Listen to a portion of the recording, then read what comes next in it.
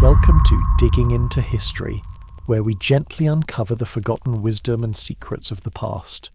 Tonight, we'll journey into the world of lost manuscripts, royal enigmas, and treasures hidden for centuries. Let the whispers of ancient knowledge guide you into restful sleep as we explore the mysteries that time tried to bury, perfect for dreaming of golden secrets and stories yet untold. Chapter 1: The Voynich Manuscript, Madrid, 1666. Professor Athanasius Kircher squinted at the peculiar manuscript in front of him. His aging eyes traced the unfamiliar characters flowing across the yellowed parchment, interspersed with bizarre illustrations of unknown plants, astronomical charts, and tiny nude figures bathing in strange, interconnected pools. He had received numerous ancient texts over his distinguished career at the Collegio Romano, but nothing quite like this. The letter accompanying the manuscript, from Johannes Marcus Marci of Prague, claimed it had once belonged to Emperor Rudolf II, who believed it was authored by the 13th century Franciscan friar Roger Bacon. Marci had sent it hoping Kircher, with his knowledge of ancient languages, could finally decipher it.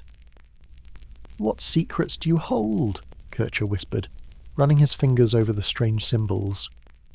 Despite his expertise in Coptic and Egyptian hieroglyphics, these flowing characters remained inscrutable. After weeks of frustrated study, he placed the manuscript in a drawer where it would remain forgotten for centuries. Vienna, 1912. Wilfrid Voynich could barely contain his excitement as he carefully examined his recent acquisition.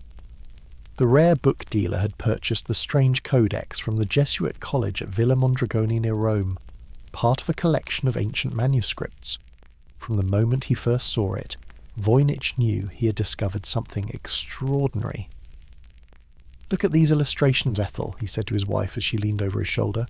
"Nothing like any botanical specimens I've ever encountered, and this script completely unknown." Ethel Voynich, herself a novelist with a keen eye for historical mysteries, studied the flowing text. "It's as if someone created an entirely new language. The effort that would require—" "Precisely why I believe this is significant," Wilfrid replied, carefully turning another page to reveal what appeared to be astronomical or astrological diagrams with small stars and circular patterns. "This was created with purpose, with meaning. Someone went to extraordinary lengths to record this knowledge in such an elaborate code." As a book dealer with connections throughout Europe's scholarly community, Voynich knew the manuscript's potential value, both monetary and historical. He began making discreet inquiries about its provenance, piecing together its journey through the centuries. The manuscript had apparently belonged to Emperor Rudolf II of Bohemia, an eccentric ruler with a passion for occult knowledge and alchemy. Later, it had passed to Jacobus de Tepanek, the emperor's personal physician, as evidenced by his signature faintly visible on one page. In the following months, Voynich dedicated himself to solving the mystery. He consulted cryptographers, linguists, and historians, but none could make sense of the text. Nevertheless, he was convinced the manuscript contained valuable forgotten knowledge, perhaps medical remedies, alchemical secrets, or even mystical wisdom from an ancient civilization. Yale University, 1969. Professor Robert Brumbaugh hunched over the high-quality photostats of the Voynich manuscript, now safely housed in Yale University's Baynecker Rare Book and Manuscript Library. After Wilfrid Voynich's death in 1930, his widow had entrusted the mysterious book to a friend, who eventually sold it to rare book dealer Hans P. Krauss. Unable to find a buyer willing to meet his asking price of $160,000, Krauss had finally donated it to Yale in 1969. Brumbaugh tapped his pencil against his desk as he considered the latest statistical analysis of the text. Over the decades, the manuscript had resisted all conventional decipherment techniques. During World War II, William Friedman, one of America's foremost cryptographers who helped break the Japanese codes, had tried and failed to crack its mystery, concluding the text might be an early attempt at constructing an artificial language. "The internal patterns are too consistent for random gibberish," Brumbaugh muttered to himself. yet too irregular for any known language. It's as if someone deliberately created a writing system to confound analysis. The plants depicted in the manuscript's botanical section matched no known species. The astronomical charts didn't conform to conventional medieval European astronomy. The pharmaceutical section contained illustrations of small containers connected by pipes, alongside plants, possibly suggesting processes for preparing medicines or elixirs. "What were you trying to preserve?" Brumbaugh asked the silent pages. "And why go to such lengths to conceal it?" London, 2001. Doctor. Elena Russo tapped on her keyboard, inputting another potential cipher solution into her custom software. As a cryptolinguist specialising in historical codes, she had been fascinated by the Voynich Manuscript since her graduate studies. Now, with advances in computational analysis, she hoped to succeed where others had failed.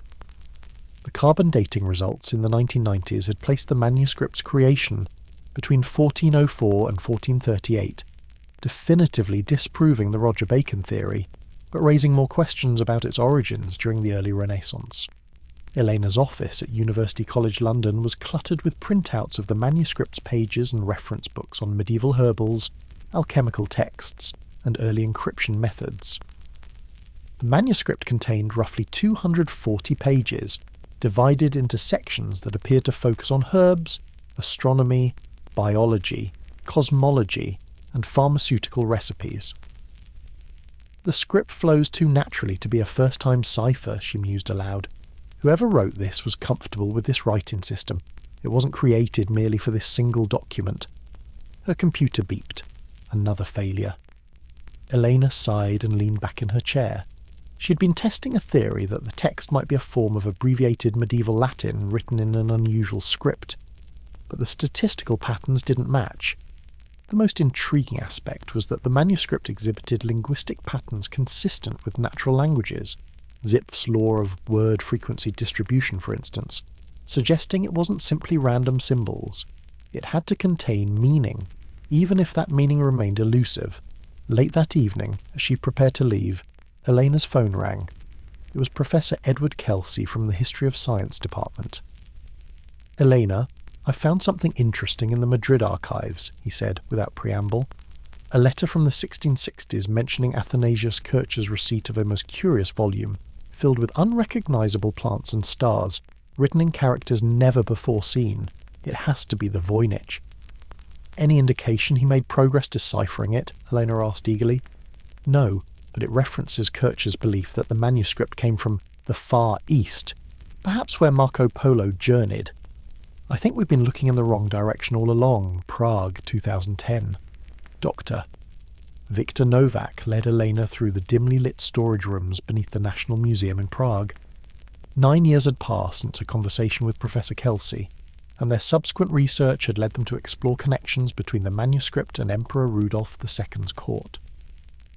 Rudolf was obsessed with alchemy and occult knowledge, Victor explained as they navigated the narrow corridors. His agents scoured Europe and beyond for rare manuscripts and artifacts. If the Voynich manuscript was truly in his possession, there might be records. They reached a small research room where several boxes of archival materials awaited them. "These are recently catalogued papers from Rudolf's Chamberlain. They were stored in a private collection until the owner donated them to the museum last year." Over the next several days, Elena and Victor carefully examined the documents. Most were mundane accounts of court expenses and correspondence, but on the third day, Victor called Elena over excitedly. "Look at this," he said, pointing to a faded inventory list. "An entry from 1586, paid to the merchant Fernal Pinto 600 gold ducats for a manuscript containing secrets of nature, brought from Cathay, written in an unknown tongue with figures of strange plants not found in Europe." Eleanor felt her heart race. Cathay, China, that aligns with Kircher's mention of the Far East. "And Fernão Pinto was a Portuguese explorer who claimed to have visited China and Japan," Victor added. "This could be our missing link." The trail led them to Portugal, where in the archives of Lisbon they discovered journals belonging to a lesser-known companion of Pinto, who described acquiring a book of remarkable construction, from a Chinese scholar in Macau who claimed it contained ancient wisdom predating the Ming dynasty. New Haven, 2015. The small conference room at Yale University's Benecker Library was filled with experts from diverse fields: linguistics, cryptography, medieval history, botany, and Asian studies. Eleanor stood before them, presenting the culmination of years of research. We believe the Voynich Manuscript represents knowledge from medieval China that was deliberately encoded to protect sensitive information, she explained, advancing through slides showing comparisons between the manuscript's plants and rare species found in China's mountainous regions. The writing system appears to be an artificial script created to transcribe either Middle Chinese or possibly a now extinct regional dialect. The encoding wasn't meant to be unbreakable, it was meant to be teachable to initiates while remaining obscure to casual observers. Dr. Wei Zhang, a specialist in Chinese medical texts, nodded in agreement. The pharmaceutical sections bear striking similarities to traditional Chinese medical preparations, particularly those from Taoist alchemical traditions focused on longevity elixirs. Eleanor continued. Carbon dating places the parchment's creation in early 15th century Europe, but we believe the content was copied from older Chinese manuscripts, possibly by a European who'd been initiated into this knowledge tradition during travels in the East. The discussion that followed was lively, with scholars debating various aspects of the theory. While not everyone was convinced, the evidence Elena and her colleagues had assembled represented the most comprehensive explanation yet for the manuscript's origins. Macau, 2018. The ancient temple was nestled in the hills outside Macau, far from the glittering casinos and colonial architecture of the city.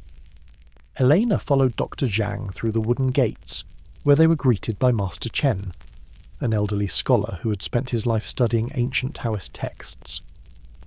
After years of correspondence and gradually building trust, Master Chen had agreed to meet them, claiming his lineage preserved knowledge of traditions similar to those depicted in the Voynich Manuscript.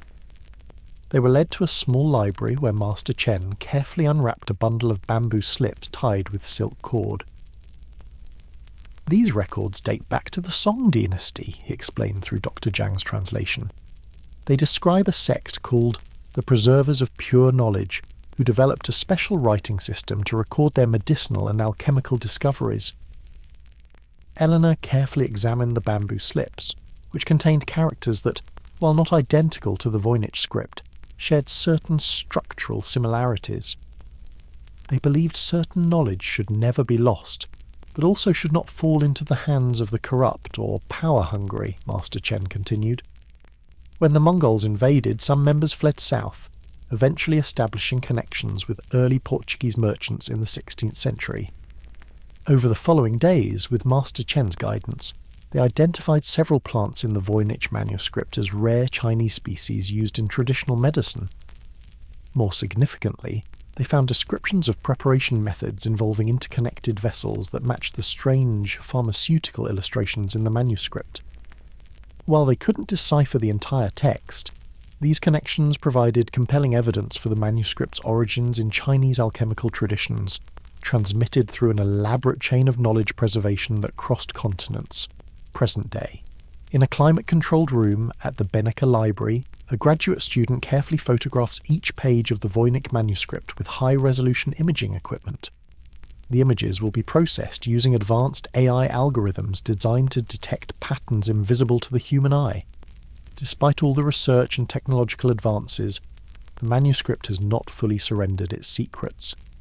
Portions have been tentatively translated, revealing what appear to be instructions for preparing medicines from specific plant combinations. Other sections remain impenetrable. Perhaps that is fitting? In an age when information is instantly accessible, and few mysteries remain, the Voynich manuscript stands as a reminder that some knowledge was deemed too precious to be easily obtained, that understanding sometimes requires dedication, initiation, and the wisdom to use information responsibly. The manuscript has survived wars, the collapse of empires, and centuries of obscurity. It has passed through the hands of emperors, physicians, Jesuit scholars, rare book dealers, and cryptographers, Each added a layer to its mystery, becoming part of its ongoing story. As Elena wrote in the conclusion of her latest paper on the subject, the value of the Voynich Manuscript lies not only in what it might contain, but in what it represents. Humanity's enduring desire to preserve and transmit knowledge across time and space, even in the face of overwhelming obstacles. Some mysteries are not meant to be solved entirely, but to serve as reminders of how much we still have to discover about our shared past. And so, the manuscript continues its journey through history, partially decoded but never fully conquered, a testament to the ingenuity of those who created it and the persistence of those who seek to understand it. Its plants still bloom in nameless vibrancy on its pages, its astronomical charts still map unfamiliar skies, and its script still flows in elegant incomprehensibility, a whisper from the past. That has not yet finished telling its story. Chapter 2. The Antikythera Mechanism. Aegean Sea, 70 BCE. The merchant ship heaved violently as massive waves crashed over its bow. Captain Demetrios gripped the ship's rail, his knuckles white with tension as he watched his crew struggle against the merciless storm. They had been travelling from Rhodes to Rome with a precious cargo of bronze statues, marble sculptures, glassware, and other luxuries demanded by the Roman elite. "Secure that line!" Demetrios shouted over the howling wind to a young sailor. His attention then turned to the sky, where dark clouds had completely blotted out the stars that normally guided their way. Below deck, a scholarly-looking man named Theon clutched a wooden box to his chest. Inside was his most treasured possession, a complex bronze mechanism with intricately designed gears that could predict the positions of the sun, moon, and planets with astonishing accuracy. It was the culmination of decades of astronomical knowledge developed in the great Library of Rhodes, where Theon had studied under the finest astronomers and mathematicians of the Hellenistic world. The device had been commissioned by a wealthy Roman senator with a passion for Greek science and philosophy. Theon was travelling to Rome not just to deliver the mechanism, but to demonstrate its use and teach the senator's son about the mathematical principles behind it. Another violent wave struck the ship, sending Theon sprawling across the floor of his small cabin. The precious box slipped from his grasp and slid across the wooden planks. Theon scrambled after it, his heart pounding. "By all the gods," he whispered, clutching the box once more and checking its contents. The mechanism appeared undamaged, its bronze gears still precisely aligned. Theon sighed with relief, but his respite was short-lived. A tremendous crack split the air as the ship's main mast snapped under the storm's fury. Shouts of panic echoed through the vessel. Footsteps thundered above as sailors rushed to address this catastrophic development. The cabin door burst open, and Demetrios appeared, his face grim and wet with seawater. "We're taking on water," he said tersely. "The ship won't last much longer. We're near the island of Antikythera. If we're lucky, we might be able to reach its shores before we sink." Theon nodded, his mind racing. He secured the mechanism in its box and bound it tightly with leather straps. If they had to abandon ship, he would do everything in his power to save this remarkable device, this testament to Greek ingenuity. But the fates had other plans. As the crippled ship struggled toward the distant shoreline of Antikythera, a massive wave struck from the side, rolling the vessel completely. Water rushed in from all directions. In the chaos of drowning men and floating cargo, Theon's box disappeared into the dark waters, beginning a slumber on the seafloor that would last for nearly 2,000 years. Antikythera, 1900. Captain Demetrios Kontos of the sponge-diving vessel Artemis watched as his crew prepared for another dive. They had been working the waters near Antikythera for several days with moderate success, harvesting the natural sponges that grew in the clear Mediterranean waters. The sponge trade had sustained the Greek islands for generations, though it was dangerous work requiring divers to descend to considerable depths with only the most rudimentary equipment. "The water is calm today," observed Elias Stadiatis, one of the more experienced divers, as he prepared his gear. "A good day for a deep dive." Kontos nodded in agreement. "Try the area east of the point. We haven't explored there yet." Elias donned his canvas suit and copper helmet, while his teammates secured the air hose and signal rope. Once ready, he descended into the azure waters, disappearing from view as he followed the sloping seafloor downward. Nearly an hour passed before the signal rope jerked urgently, the sign for an emergency ascent. The crew quickly hauled Elias back to the surface. When they removed his helmet, they were startled to find him pale and trembling. "What happened?" Kontos demanded. "Are you injured?" Elias shook his head, his eyes wide. "Bodies," he gasped. "The seafloor is littered with bodies. A shipwreck. Ancient." The crew exchanged skeptical glances, wondering if Elias had suffered from nitrogen narcosis, the intoxicating effect that deep diving sometimes had on the mind. "Not living bodies," Elias clarified, seeing their confusion. "Statues, bronze and marble statues, dozens of them, and other things too, pottery, glassware. There's an entire ancient shipwreck down there." Intrigued but still doubtful, Kontos decided another diver should verify the claim. When the second diver returned with the same fantastic tale, along with a bronze arm from one of the statues as proof, excitement swept through the Artemis. Kontos immediately sailed to Athens to report their discovery to Greek authorities.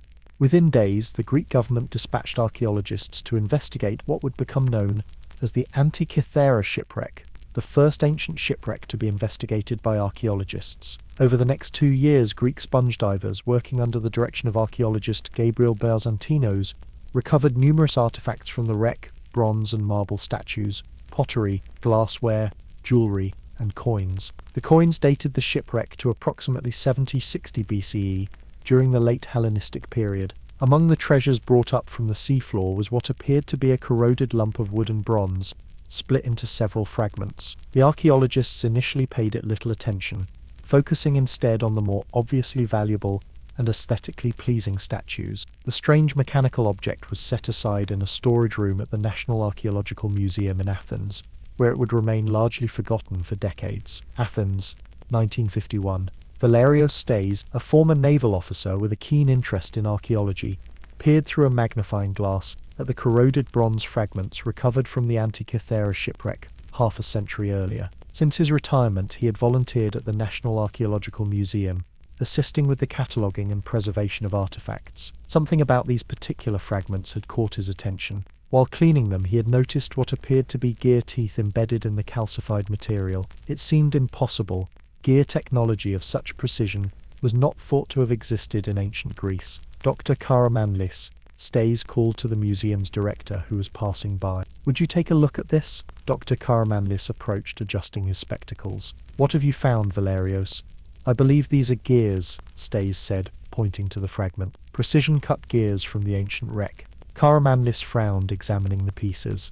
"That's highly unlikely. The technology required for such mechanisms wasn't developed until the medieval period, at the earliest. And yet," Stays insisted, "here they are." He carefully turned one of the fragments to reveal an inscription in ancient Greek. "There's writing, too." This was no simple tool. Intrigued despite his skepticism, Dr. Karamanlis arranged for X-ray images to be taken of the fragments. The results were astounding. By turning a small hand crank, they could move backward or forward in time, watching as the celestial bodies moved through their cycles. A mechanical simulation of the cosmos as understood by the ancient Greeks. Antikythera, 2014. The research vessel, Aegean Explorer, bobbed gently in the waters above the ancient shipwreck. On deck, archaeologists and technical divers prepared for another day of exploration using closed-circuit rebreathers that would allow for longer bottom times than the sponge divers of 1900 could ever have imagined. Dr. Dimitris Korkomilis, marine archaeologist and lead investigator, studied the site map spread out before him. The previous season's excavations had yielded exciting new finds, including bronze spears, gold jewelry, and additional human remains. Most importantly, they had recovered more fragments of the Antikythera Mechanism, confirming that parts of the device remained undiscovered. "We'll focus on grid squares E7 through E9 today," Dimitris told the dive team. "That's where we found the new mechanism fragments last season. There might be more in the surrounding area." As the team descended to the wreck site, Dimitris reflected on how our understanding of this ancient device had evolved. What began as a curious lump of corroded bronze had revolutionized our view of ancient technology and raised profound questions about lost knowledge. The new excavations employed technology unavailable to earlier generations, underwater metal detectors, specifically calibrated to locate bronze artifacts, photogrammetry for creating detailed 3D models of the wreck site, and vacuum systems that could gently remove sediment without damaging delicate artifacts. By day's end, the team had recovered several small but significant finds: a bronze ring that might have been part of the mechanism's casing, fragments of wood that could have belonged to its protective box, and a small piece of corroded bronze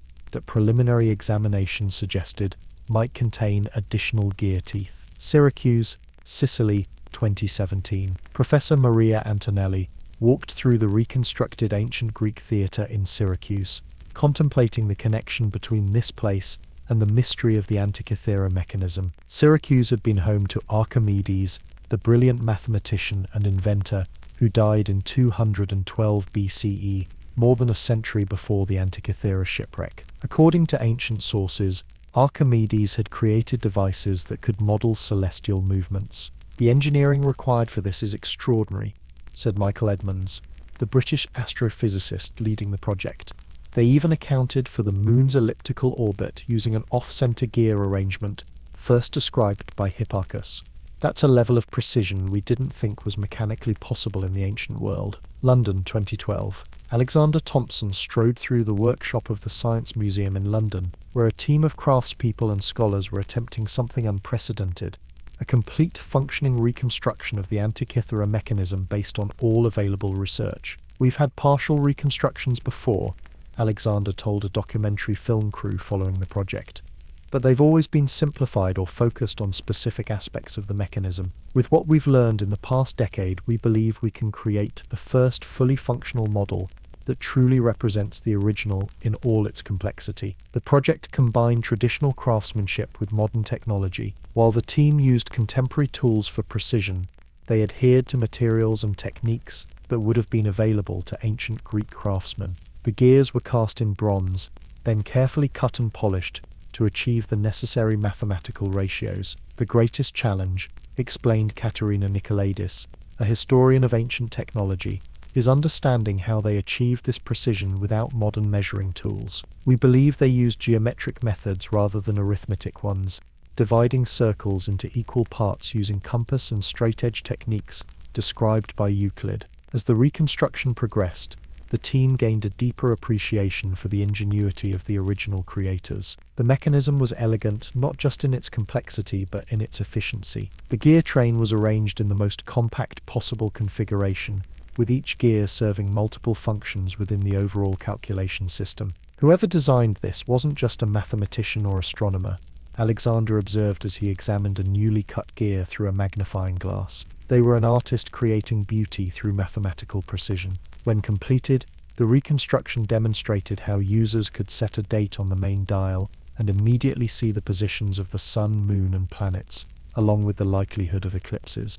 Hidden within the corroded mass were at least 30 interlocking gears arranged with a level of sophistication that seemed impossible for the ancient world. "This changes everything we thought we knew about ancient Greek technology," Karamanlis said, studying the X-ray plates. "But what was it for? What function did this device serve?" That question would launch decades of intensive study as scholars attempted to understand what became known as the Antikythera Mechanism, a technological marvel that had appeared centuries before anything of comparable complexity. Cambridge, England, 1974.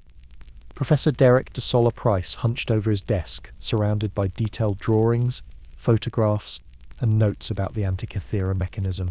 The British-American historian of science had been studying the device for over 20 years, making regular trips to Athens to examine the actual fragments. "It simply doesn't fit our understanding of ancient technology," he muttered to himself as he made another notation. After years of study, Price had determined that the mechanism was nothing less than an ancient astronomical calculator capable of predicting the positions of the sun, moon, and planets, as well as solar and lunar eclipses. The front of the device featured dials showing the zodiac calendar and the positions of celestial bodies. The back contained spiraling dials tracking the 19-year Metonic cycle, which reconciled the lunar and solar calendars, and the 76-year Calippic cycle. A separate dial predicted eclipses. What amazed Price most was the engineering precision. The teeth of the gears were cut to match mathematical ratios corresponding to astronomical cycles known to the ancient Greeks. The largest gear, representing the sun's annual motion, had precisely 365 teeth to match the days in a year.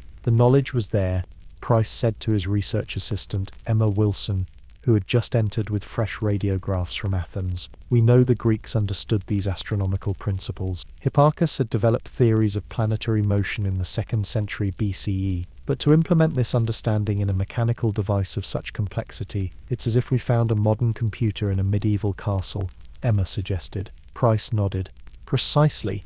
It's not that they couldn't have built it, clearly they did, but this level of miniaturized mechanical engineering was thought to have been lost until the development of mechanical clocks in medieval Europe, over 1,000 years later. Price's 1974 paper, Gears from the Greeks, would establish the Antikythera Mechanism as the world's first known analog computer and force scholars to reconsider the technological capabilities of ancient civilizations. Athens, 2005. Helena Petropoulos adjusted the settings on the advanced imaging equipment as her international team prepared to examine the Antikythera mechanism using technology that hadn't existed when Price conducted his groundbreaking work. The Antikythera Mechanism Research Project brought together experts from Greece, the UK and the US using the latest in X-ray computed tomography and polynomial texture mapping to peer inside the corroded fragments without damaging them. This is our chance to read text that's been hidden for 2 millennia, Helena told her colleagues as they prepared the first scans. Price identified about 70 characters. I believe there are thousands more concealed within the mechanism. Over the next several years, the team's work would reveal the true sophistication of the device. They discovered that it contained at least 37 gears, far more than previously identified, arranged in a layered system that precisely mimicked the mathematical ratios of celestial movements. Most exciting were the extensive inscriptions revealed by the new imaging techniques, a kind of instruction manual engraved into the bronze itself. One particularly important inscription confirmed that the device tracked the 4-year cycle of the ancient Olympic Games. It wasn't just a scientific instrument, Helena explained during a team meeting. It was also a calendar that tracked important cultural events. This wasn't locked away in some philosopher's study.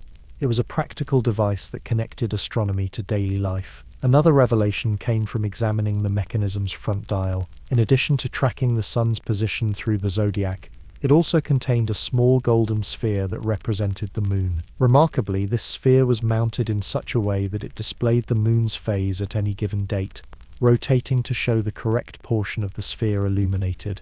Cicero specifically described visiting Syracuse in the 1st century BCE and seeing a device that showed the motions of the sun and moon and of those 5 stars which are called wanderers, the 5 visible planets. This description was remarkably similar to the functions of the Antikythera mechanism. We can't prove Archimedes invented the original device that inspired the Antikythera mechanism, Maria explained to her graduate students who had accompanied her to Sicily, but we know the scientific principles were established in this period, and Syracuse was a center of mathematical and engineering innovation. The students gathered around a scale model of Archimedes' planetarium that Maria had brought for demonstration purposes. Remember, she continued, knowledge wasn't compartmentalized in the ancient world as it is today. The same person could be a mathematician, astronomer, engineer, and philosopher. Archimedes embodied this multidisciplinary approach, as did many ancient Greek thinkers. One student raised her hand. If they had this technology in the 3rd century BCE, why didn't it spread? Why don't we see evidence of similar devices throughout the ancient world? It was the question that haunted all who studied the Antikythera mechanism, the question of lost knowledge. Wars, conquests, the burning of libraries, Maria replied. The Romans conquered Syracuse and killed Archimedes in 212 BCE. The Library of Alexandria suffered multiple destructive events. Knowledge that wasn't widely distributed could be lost entirely with the deaths of just a few key individuals. She paused, looking out over the ancient theatre. And perhaps some knowledge was deliberately kept secret, shared only within closed communities of scholars and craftsmen who guarded their techniques as intellectual property. Rhodes, 2020. Dr. Helena Petropoulos stood in the harbour of Rhodes, gazing out at the same waters the ancient ship had traversed before meeting its doom near Antikythera. After decades studying the mechanism, she had come to believe Rhodes was the most likely place of its creation. The evidence points to Rhodes as a centre of astronomical and mechanical expertise in the late Hellenistic period. She explained to the documentary filmmaker following her for a new series on ancient technology. The island had a strong astronomical tradition. Hipparchus, whose theories are incorporated into the mechanism, worked here in the 2nd century BCE. They walked through the ancient city, passing the site where the Colossus of Rhodes, one of the 7 wonders of the ancient world, once stood. Like the Antikythera Mechanism, it represented the pinnacle of ancient engineering, and like the mechanism, it was lost for centuries, toppled by an earthquake in 226 BCE. Rhodes was also known for its bronze working, Helena continued. The technical skill required to create both the Colossus and the precision gears of the mechanism would have been found here. As they reached the remains of an ancient temple, Helena paused. What's most remarkable to me isn't just that they created this device, but that they translated abstract mathematical knowledge into a physical machine. The mechanism embodies theory made tangible. You could turn a crank and watch the cosmos unfold before your eyes. The filmmaker nodded. It makes you wonder what else they might have created that we haven't discovered yet. Helena smiled. Exactly. The Antikythera Mechanism survived by chance, protected by the mud of the seafloor. How many other innovations were lost to time? How many libraries burned? How many workshops destroyed in wars or natural disasters? The mechanism gives us a glimpse of what might have been, a technological tradition that could have developed differently if history had taken another course. Present day. In laboratories around the world, scholars continue to study the Antikythera Mechanism, applying ever more sophisticated technology to unravel its remaining secrets. At universities in London, Athens, and California, teams work on refining reconstructions, debating the finer points of how certain gears might have interconnected, or how the original craftsmen achieved their remarkable precision. The front cover of the mechanism, long thought to be lost, may have been identified among fragments recovered in recent excavations. If confirmed, it could provide crucial information about the device's complete structure and functionality. Meanwhile, the questions raised by this ancient computer continue to challenge our understanding of history. If such sophisticated technology existed more than 2,000 years ago, what else might ancient civilizations have achieved that we have yet to discover? How different might the course of technological development have been if this mechanical tradition had continued uninterrupted? The Antikythera Mechanism stands as both a marvel of ancient ingenuity and a sobering reminder of how easily knowledge can be lost. It represents a branch of technological evolution that was severed, only to be rediscovered by chance millennia later by sponge divers seeking their daily livelihood. Perhaps most profoundly, the mechanism connects us directly to those ancient minds who, like us, sought to understand the cosmos and our place within it. As we gaze at its corroded gears and carefully inscribed instructions, we can almost hear the voice of a long-dead astronomer explaining how to set the dials to predict the next eclipse, or determine when the Olympic Games would next be held. In this ancient device, mathematics, astronomy, engineering, and craftsmanship converge to create not just a practical tool, but a physical manifestation of human curiosity and our enduring desire to model and predict the movements of the heavens. Across the gulf of time, the Antikythera Mechanism reminds us that the fundamental questions we ask about our universe and our ingenuity in seeking answers remain essentially unchanged. Chapter 3. Baghdad Batteries. Baghdad, 1936. Wilhelm Koenig wiped the sweat from his brow as he carefully examined the peculiar terracotta jar on the workbench before him. The German archaeologist had been working as the director of the Baghdad Museum's laboratory when this unusual artifact caught his attention in the museum's storage area. It had been excavated from a Parthian site near the village of Kujut Rabu, just outside Baghdad, several years earlier. The jar itself was unremarkable, about 5.5 inches tall with a yellowish-orange clay body. What made it curious was its contents: a copper cylinder, soldered with a lead-tin alloy, which housed an iron rod. The rod had been isolated from the copper by asphalt plugs or stoppers. "What do you make of this, Nabu?" Koenig asked his Iraqi assistant, who was cataloguing other artifacts from the same excavation. Nabu looked up from his notes. "It's unlike standard storage containers from the period. The copper and iron arrangement seems deliberate, but I can't guess its purpose." Koenig nodded, turning the jar in his hands. As a trained archaeologist with a background in engineering, something about the object's construction nagged at him. The careful insulation of the metals from one another with asphalt reminded him of something from his scientific training. "It resembles a crude galvanic cell," he said slowly, almost hesitant to voice such an anachronistic interpretation. "The kind of simple battery we might construct in a school laboratory today." Nabu raised an eyebrow. A battery? From 2,000 years ago? I know how it sounds, Koenig admitted. But consider the components. Copper and iron in an electrolyte solution would generate an electric current. If this jar contained an acidic liquid, vinegar perhaps, or wine, it could have functioned as a battery. The implications were staggering. Conventional history placed the invention of the battery in 1800, when Italian physicist Alessandro Volta created his voltaic pile. If Koenig's hypothesis was correct, someone in Mesopotamia had developed a functioning battery nearly 2 millennia earlier. But what would they have used it for? Nabu wondered. Without modern devices requiring electricity, Koenig had been pondering this very question. Electroplating, perhaps. Applying a thin layer of gold to silver objects through electrolysis, or possibly for medical purposes. Some ancient texts mention the therapeutic use of mild electric shocks. In the coming months, Koenig meticulously documented the jar and several similar artifacts discovered in the museum's collection. In 1938, as political tensions in Europe grew increasingly ominous, he published a paper titled A Galvanic Element from the Parthian Period in the German archaeological journal Forschungen und Fortschritt. His work would go largely unnoticed during the tumult of World War II, but in the years that followed, his hypothesis about the Baghdad Battery would spark heated debate among archaeologists, historians, and electrical engineers. Baghdad, 1948. Dr. Farid Abbasi carefully added grape juice to the replica he had constructed of the ancient jar. As the curator of the National Museum of Iraq's Parthian collection, he had been intrigued by Koenig's hypothesis and decided to test it himself. The replica followed the original specifications precisely.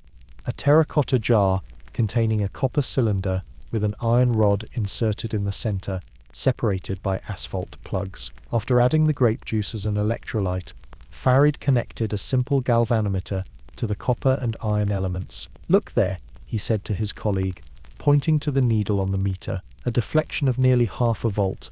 "Impressive," his colleague acknowledged, but still not conclusive evidence of its purpose. The generation of electricity could be incidental rather than intentional. Farid nodded, conceding the point.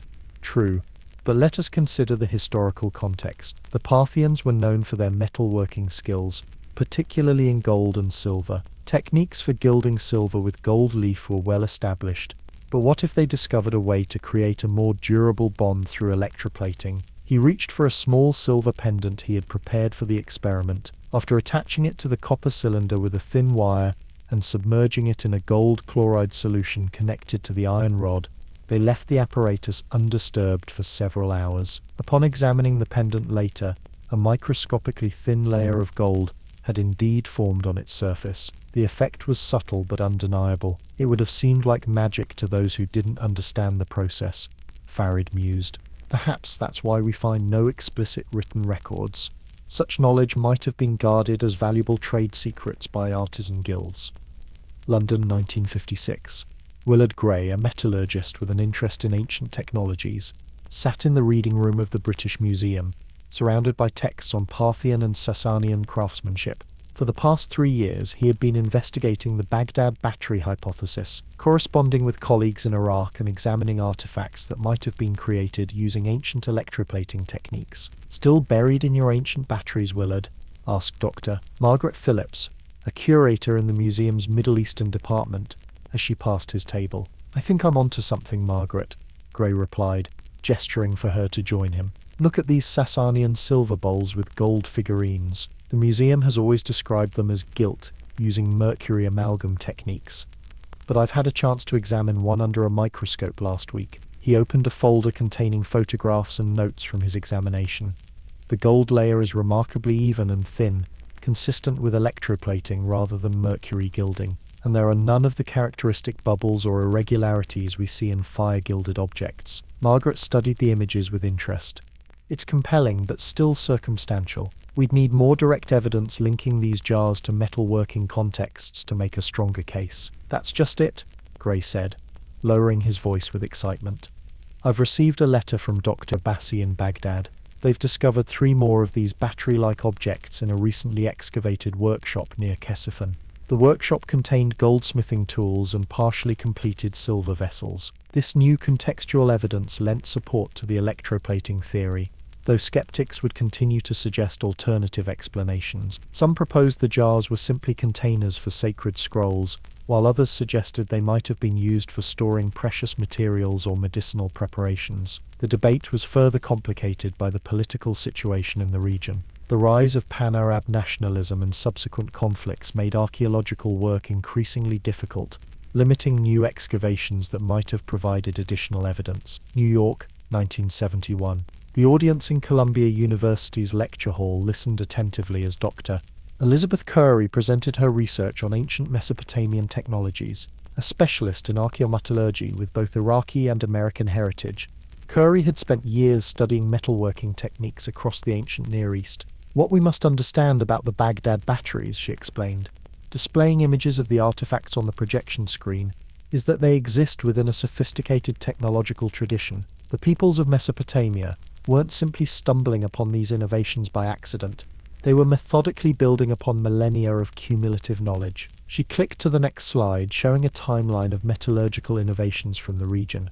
By the Parthian period, around the 1st century BCE to the 3rd century CE, craftspeople in this region had already mastered complex alloying, lost wax casting, granulation, filigree, and numerous other sophisticated techniques. The conceptual leap to harnessing electrochemical reactions, while significant, was not implausible within this context. Curry then addressed the primary criticism of the battery hypothesis: the lack of written records describing electrical principles. We must remember that ancient knowledge transfer operated differently than our academic tradition. Technical knowledge was often transmitted through apprenticeship rather than written documentation. Masters would share techniques directly with their students, sometimes deliberately obscuring their methods from outsiders to protect trade secrets. After the lecture, a graduate student approached with a question: but wouldn't such a revolutionary technology have spread beyond Mesopotamia if it was truly discovered?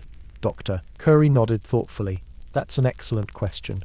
We know the Parthian Empire had trade connections reaching to Rome in the west and China in the east. However, specialized technological knowledge didn't always travel with trade goods. Consider that the technique for creating Damascus steel was lost, despite the widespread fame of the swords themselves, she continued.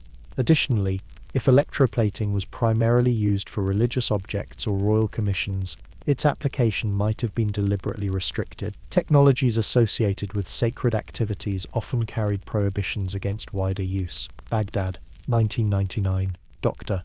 Nasir al-Zahawi moved carefully through the National Museum of Iraq's storage areas, documenting artifacts that might be at risk if the political situation deteriorated further.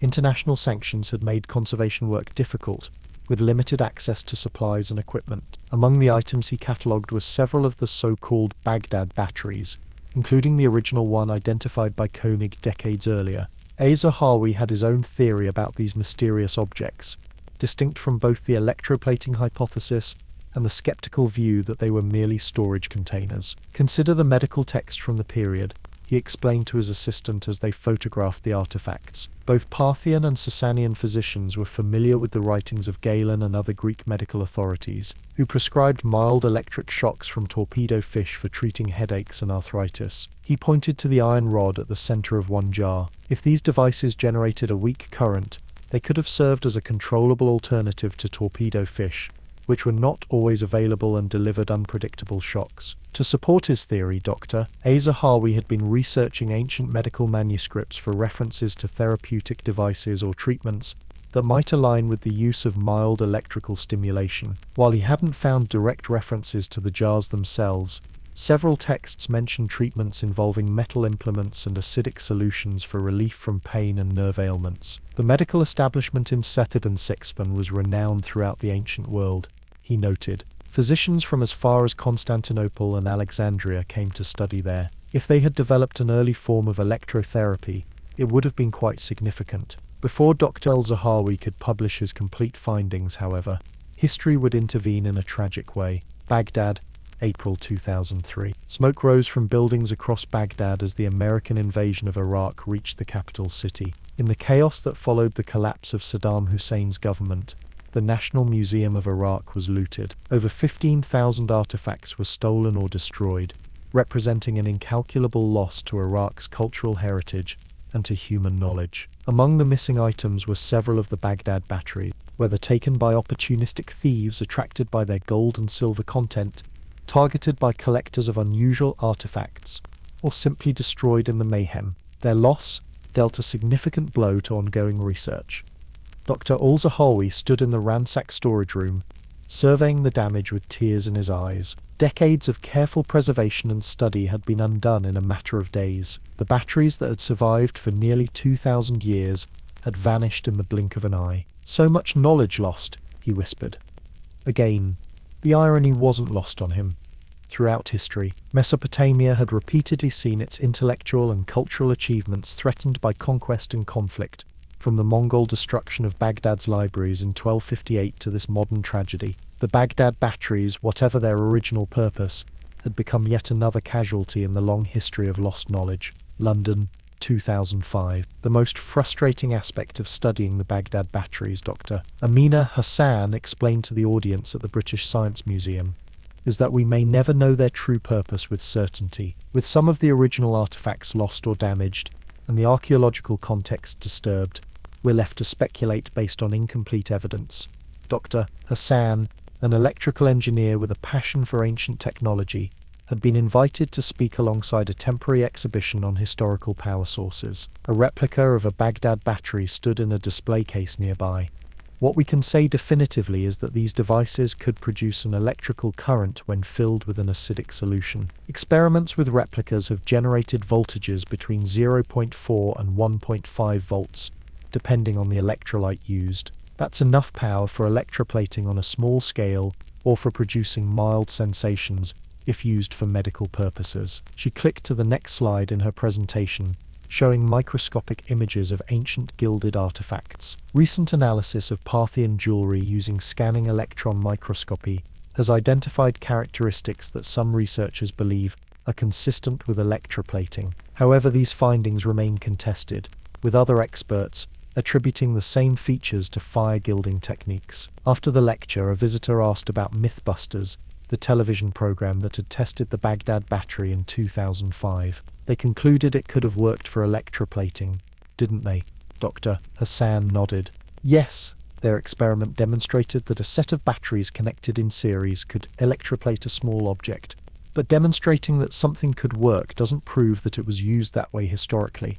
That's where we need archaeological context and historical records, which are unfortunately sparse. Berlin, 2010. Professor Hans Schmidt, grandson of Wilhelm Koenig, sorted through his grandfather's personal papers, which had recently been discovered in the attic of the family's old home in Berlin. Among the yellowed documents were Koenig's original notes on the Baghdad battery, including sketches, measurements, and speculations that hadn't made it into his published work. "I had no idea these existed," Schmidt told the curator from the Pergamon Museum who had come to evaluate the papers. "My grandfather fled Germany in 1939 and eventually settled in Turkey. Most of his research materials were thought lost during the war. Among the most interesting discoveries was a letter from Koenig to a colleague in which he discussed an alternative theory that the batteries might have been used in religious contexts to create what worshippers would have perceived as magical effects. Consider the temple environments," Koenig had written. "Dimly lit, filled with incense smoke, and designed to inspire awe. Imagine a priest touching a metal statue with a wand connected to several of these cells in series. The resulting spark or mild shock would seem miraculous to the uninitiated, a sign of divine presence." This religious technology hypothesis added another dimension to the debate. Throughout history, technological innovations had often been employed first in religious contexts before finding wider application. From astronomical devices used to time religious festivals to elaborate mechanisms in temple doors that made them seem to open by divine command, priests and rulers had long used technology to enhance their authority.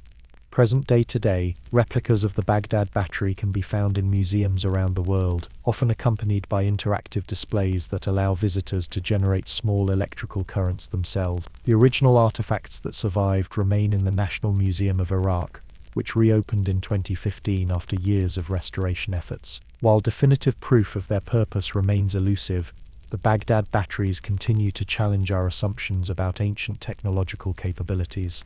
They remind us that innovation rarely follows the linear path depicted in simplistic historical narratives, and that knowledge can be discovered, lost, and rediscovered many times throughout human history.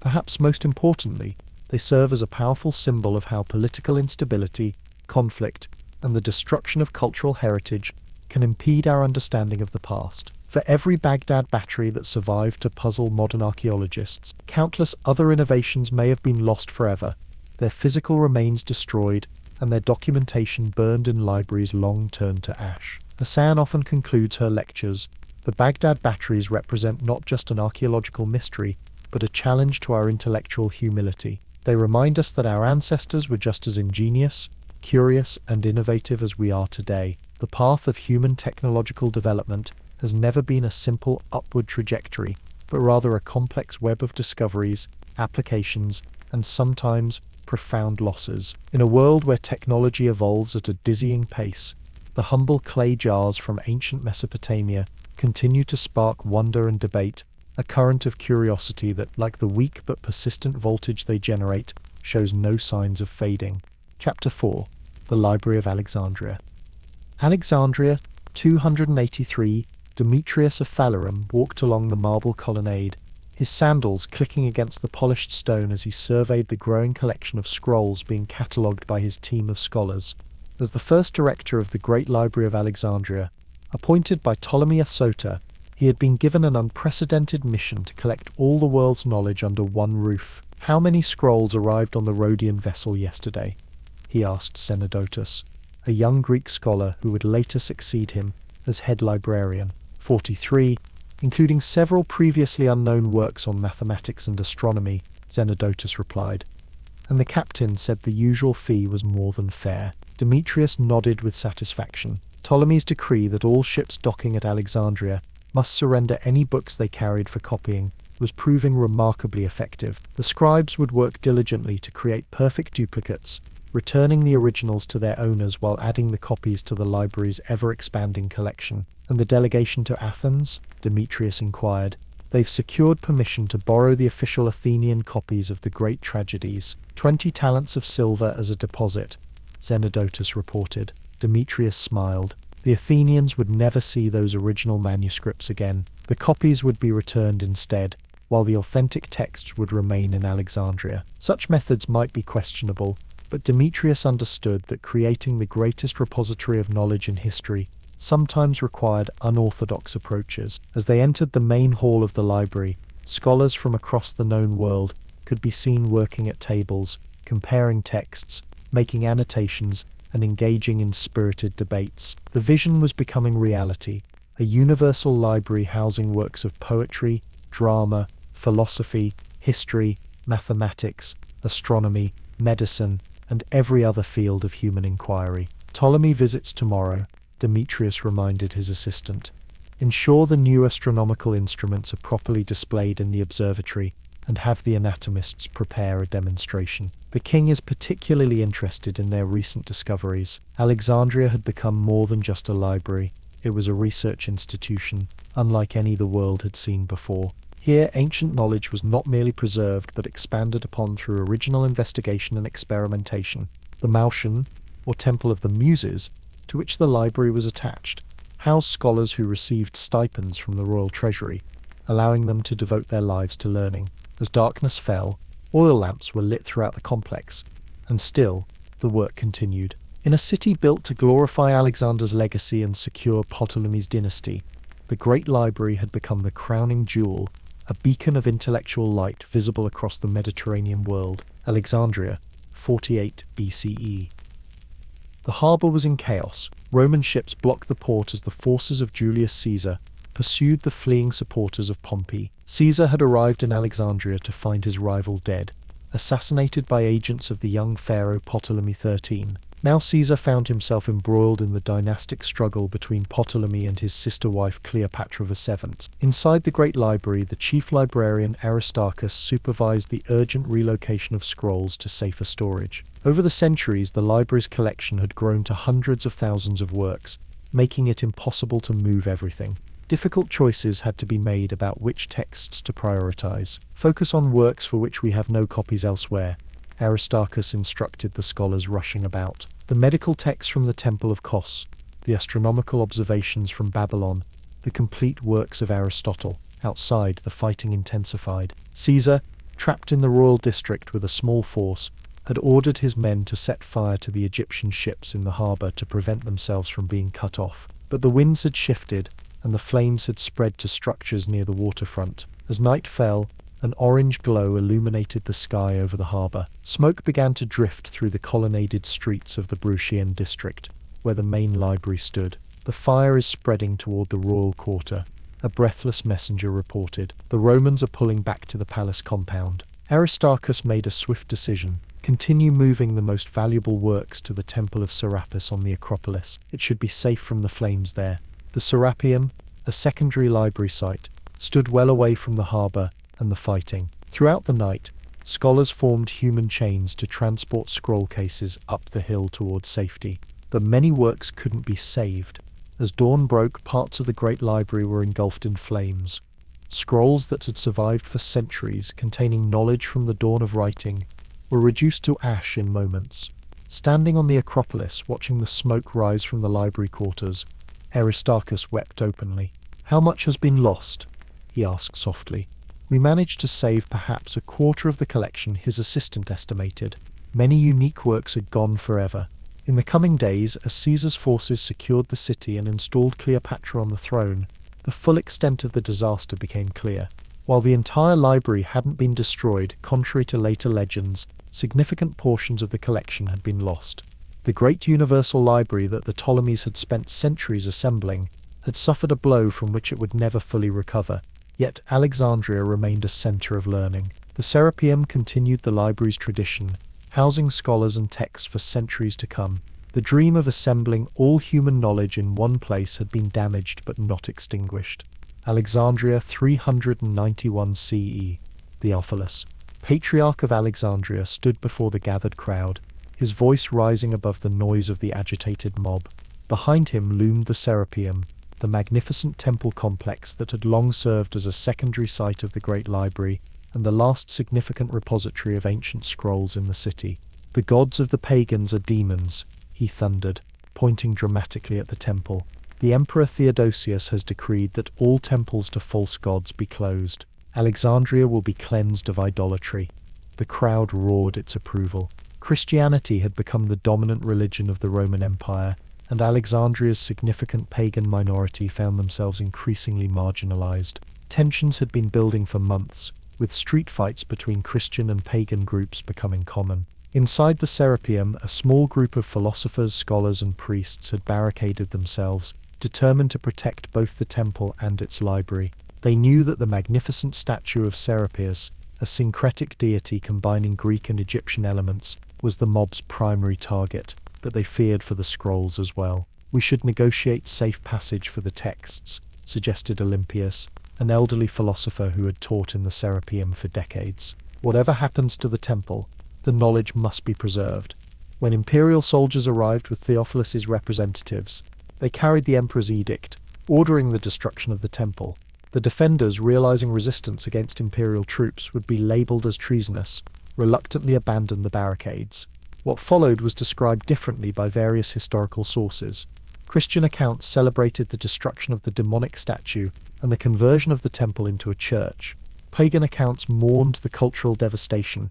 What is clear is that the temple was indeed destroyed, with its magnificent columns toppled and its statues shattered. The fate of the library housed within remains more ambiguous. Some texts may have been relocated before the attack. Others were likely destroyed or scattered. Unlike the earlier fire during Caesar's time, no contemporary source specifically mentions the destruction of books. Yet in the aftermath, the Serapeum ceased to function as a centre of learning, and many scholars fled the increasingly intolerant religious climate of Alexandria.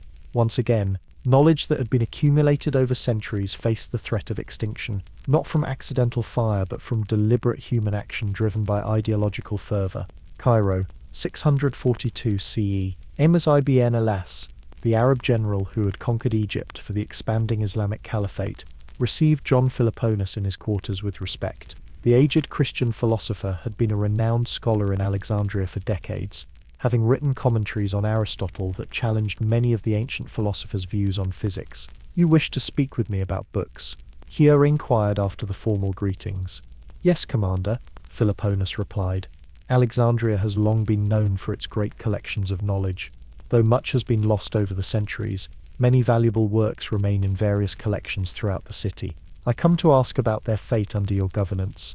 According to later accounts written centuries after the event, Amos wrote to the Caliph Omar asking for instructions regarding these books. The purported response became one of history's most infamous quotes. If the books agree with the Quran, they are not needed. If they disagree, they are not wanted. Therefore, destroy them. This dramatic story, in which the remaining books were supposedly distributed to Alexandria's 4,000 bathhouses and used as fuel for 6 months, was almost certainly a fabrication created during later sectarian conflicts. Contemporary accounts mention no such destruction, and the tale contradicts the early Islamic Empire's well-documented reverence for learning and active preservation of Greek, Persian, and Indian knowledge. What more likely occurred was a gradual dispersal of Alexandria's remaining scholarly resources. Some works were transferred to the new Egyptian capital at Cairo, others found their way to Constantinople, or to the emerging centers of Islamic learning in Baghdad, Damascus, and Cordoba. The library as an institution had long since ceased to exist, its contents scattered by multiple disasters and political changes over the centuries. Yet the dream of the universal library, the ambition to gather all human knowledge in one place, never completely vanished. It would resurface again and again throughout history, from the House of Wisdom in Baghdad to the modern digital collections of the Information Age. Cairo, 1859. The antiquities dealer wiped dust from an ancient codex as he prepared to show it to his European client. This manuscript, sir, comes from an old Coptic monastery near Alexandria, very old, perhaps from the 4th century. Howard Matthews, a British collector representing the British Museum, examined the bound parchment pages with experienced eyes. During the 19th century, European museums and collectors were eagerly acquiring manuscripts and artifacts from Egypt, often with little regard for their cultural context or the circumstances of their acquisition. The script appears authentic, Matthews noted. These mathematical diagrams are particularly interesting. They resemble descriptions of Archimedes' work that were previously known only through references in other texts. The dealer nodded enthusiastically. Many such treasures still emerge from old collections. The great Library of Alexandria was not destroyed all at once, you understand. Many works were copied, hidden, preserved in monasteries or private collections. Matthews knew the dealer was exaggerating the manuscript's connection to the ancient library to increase its value. Yet there was a kernel of truth in his claims. While the great library as an institution had ceased to exist many centuries ago, its contents hadn't simply vanished in a single catastrophic event, as popular stories suggested. The reality was more complex, and in some ways more tragic, rather than one dramatic destruction. The library had suffered a series of setbacks over centuries: Caesar's fire, neglect during political instability, religious conflicts, and changing intellectual priorities.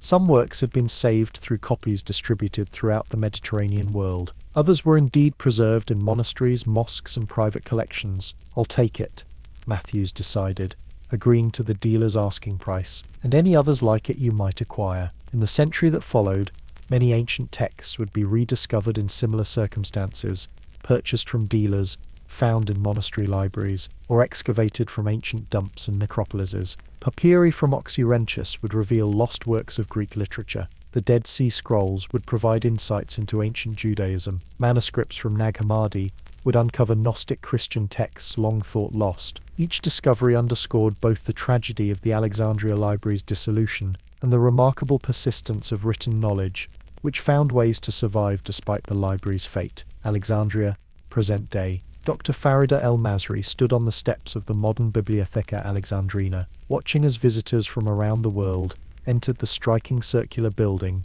with its tilted roof suggesting a rising sun. Completed in 2002, the new library stood near the site of its ancient predecessor, reviving Alexandria's legacy as a center of learning. "We're not trying to recreate the past," she explained to the group of visiting scholars she was guiding. "That's impossible. The ancient library can never be truly recovered. What we're doing is honoring its spirit, the ideal of universal knowledge accessible to all seekers of wisdom. The modern library houses millions of books, but perhaps more significantly, it embraces digital technology to connect with library collections worldwide. Through digitization projects and international collaborations, It strives to fulfill the ancient vision of a universal library in a way the Ptolemies could never have imagined. The tragedy of the ancient library wasn't just the loss of specific texts. Farida continued as they entered the main reading room with its terraced levels ascending toward the sloping roof. It was also the loss of an idea, that knowledge from all traditions deserves preservation, that wisdom transcends political, religious, and cultural boundaries. One of the visitors raised a question that Farida had heard countless times before. Do you think we'll ever know exactly what happened to the ancient library? Which account of its destruction is true? She smiled patiently. The historical evidence suggests there was no single destruction. The library declined through a series of events over centuries. Caesar's fire damaged portions of it. The crisis of the 3rd century CE led to decreased funding and support. Religious conflicts in the late 4th century affected the Serapeum. The Arab conquest changed the city's intellectual focus. It wasn't one dramatic moment but a slow fading, and yet, she continued, gesturing to the bustling activity around them. Here we are more than 2,000 years later, still inspired by what those ancient scholars attempted, still pursuing their vision of collecting and preserving human knowledge. As they moved through the modern library, with its specialized collections, digital archives, and conference facilities, the contrast with what we know of the ancient institution was striking. Yet a fundamental continuity remained, the belief that gathering knowledge in one place creates opportunities for new connections, new discoveries, and deeper understanding. The ancient library's greatest legacy, Farida concluded, might be that it taught us both the value of preserving knowledge and the dangers of centralizing it too completely. Today, we don't just need great libraries.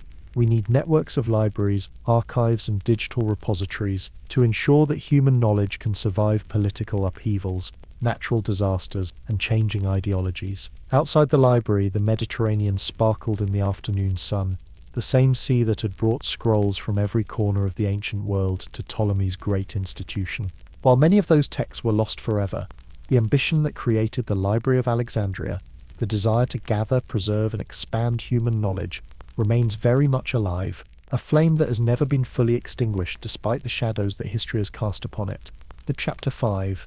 The Princes in the Tower. London, April 1483. The spring air carried the scent of blossoms and fresh beginnings as 12-year-old Edward Vand rode toward London, surrounded by his mother's relatives and household knights. Just 2 weeks earlier, he had been Prince of Wales, heir to the English throne. Now, following the unexpected death of his father, King Edward IV, he was king at least in name. "Will be in London by nightfall, your grace," said his maternal uncle, Earl Rivers, who had been the young king's governor at Ludlow Castle. "Your mother, the Queen, awaits at Westminster." The boy nodded solemnly. Though young Edward understood the precarious situation, his father's death at 40 had shocked the realm. Now the crown rested on his own small head, with his mother's Woodville family positioned as his protectors until he came of age. But another figure loomed large in the political landscape, his paternal uncle, Richard, Duke of Gloucester. As the late king's only surviving brother and Lord Protector of the realm, Richard held significant power and had already sent messengers requesting that the young king's party await his arrival before entering London. "Uncle, why does Gloucester wish us to delay?" Edward asked Rivers as they made camp that evening at Stony Stratford. Rivers chose his words carefully. "Your uncle Gloucester has always been loyal to your father. I'm sure he simply wishes to accompany you into London with proper ceremony." What Rivers didn't say was that tensions between the Woodvilles and Gloucester had simmered for years. The Woodvilles had risen rapidly through royal favour after Edward IV married Elizabeth Woodville, and many old nobles resented their influence. Gloucester, despite his reputation for loyalty, might well harbour concerns about the Woodvilles controlling the young king. The following morning, as mist still clung to the meadows, riders approached the camp. Richard, Duke of Gloucester, had arrived with his ally, the Duke of Buckingham, and a substantial armed force. The meeting began cordially enough. Gloucester knelt before his nephew, pledging his loyalty to the new king. But within hours, the situation deteriorated dramatically. Gloucester arrested Rivers and the other Woodville supporters, accusing them of plotting against him and planning to deny him his rightful position as Lord Protector. Young Edward watched in stunned silence as his uncles and half-brother were taken away. Gloucester turned to his nephew with an expression that combined reassurance and authority. "Your Grace, you have been surrounded by men who would have turned you against your father's most loyal brother. I act only to protect you and the realm. We shall proceed to London together, and all will be well. What choice did the boy have but to continue the journey under his uncle's control? Within days, his mother, Queen Elizabeth, upon hearing of River's arrest, had fled into sanctuary at Westminster Abbey with her younger son, 9-year-old Richard, Duke of York, and her daughters. London, June 1483. The Tower of London, contrary to its later sinister reputation, was then a royal residence as well as a fortress. Young Edward VI was lodged in the royal apartments, ostensibly preparing for his coronation. But as days stretched into weeks, the ceremony was repeatedly postponed. "When will I be crowned, uncle?" Edward asked during one of Gloucester's visits. "Soon, nephew. Affairs of state must be properly arranged first," Gloucester replied. His tone was kind, but something in his eyes made the young king uneasy. Outside the Tower, London buzzed with rumours. Some claimed that Edward IV's marriage to Elizabeth Woodville had been invalid due to a pre-contract with another woman, making their children illegitimate. Others whispered that Gloucester himself coveted the crown. In late June, Gloucester moved decisively. With the support of key nobles and using the pretext of the prince's alleged illegitimacy, he had himself proclaimed King Richard III on June 26, 1483. Edward VI, now officially deemed a bastard by an Act of Parliament called Titulus Regius, remained in the Tower, joined by his younger brother Richard, who had been persuaded to leave sanctuary. Sir Robert Brackenbury, the newly appointed Constable of the Tower, stood uncomfortably in King Richard's private chamber at Westminster. "You understand your charge," Richard said, not phrasing it as a question. "The princes are to remain secure and well treated, but isolated. No visitors without my explicit permission." "Yes, your grace," Brackenbury replied. "And the coronation preparations, discontinued of course. There will be only one coronation, mine, in 3 days' time." As Brackenbury departed, Richard remained alone, his expression unreadable. Had he always intended to take the crown, or had events forced his hand? Contemporary accounts differ, shaped by the political loyalties of those who recorded them. What is certain is that by July 1483, 2 boys who had been princes of the blood royal were now official bastards, confined to the Tower under the watchful eyes of their uncle's men. London, autumn 1483. The last person known to have seen the princes alive was a physician allowed to visit, Edward V, who had fallen ill during the summer. After that, reports become confused. Some servants claimed to have glimpsed the boys playing in the Tower gardens. Others insisted they were kept increasingly isolated, visible only to their immediate attendants. By autumn, whispers began to circulate through London. The princes had not been seen publicly for months. Where were the sons of Edward V? Had some misfortune befallen them, or had they been removed from the Tower in secret? Across the Channel, in Brittany, Henry Tudor, the Lancastrian claimant to the throne, received reports about the disappearance of the princes. His mother, Margaret Beaufort, maintained a network of informants in England who sent encrypted messages hidden in seemingly innocent correspondence. "The sons of York are no longer seen," one such message reported.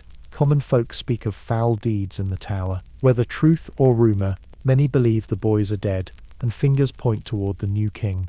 For Henry Tudor, this represented opportunity. If the princes were indeed dead, and if Richard could be blamed, the Yorkist claim to the throne was severely weakened. Henry began planning an invasion, promising to marry Edward I's daughter, Elizabeth of York, and thereby unite the warring houses of Lancaster and York. In England, Richard III found himself battling persistent rumours. Though he issued no official statement about the prince's status, his agents attempted to quash talk of their demise. Yet Richard's failure to produce the boys publicly only intensified speculation. By Christmas 1483, a prevailing assumption had taken hold. The princes in the Tower were dead, most likely murdered on Richard's orders. But without bodies or confessions, nothing could be proven.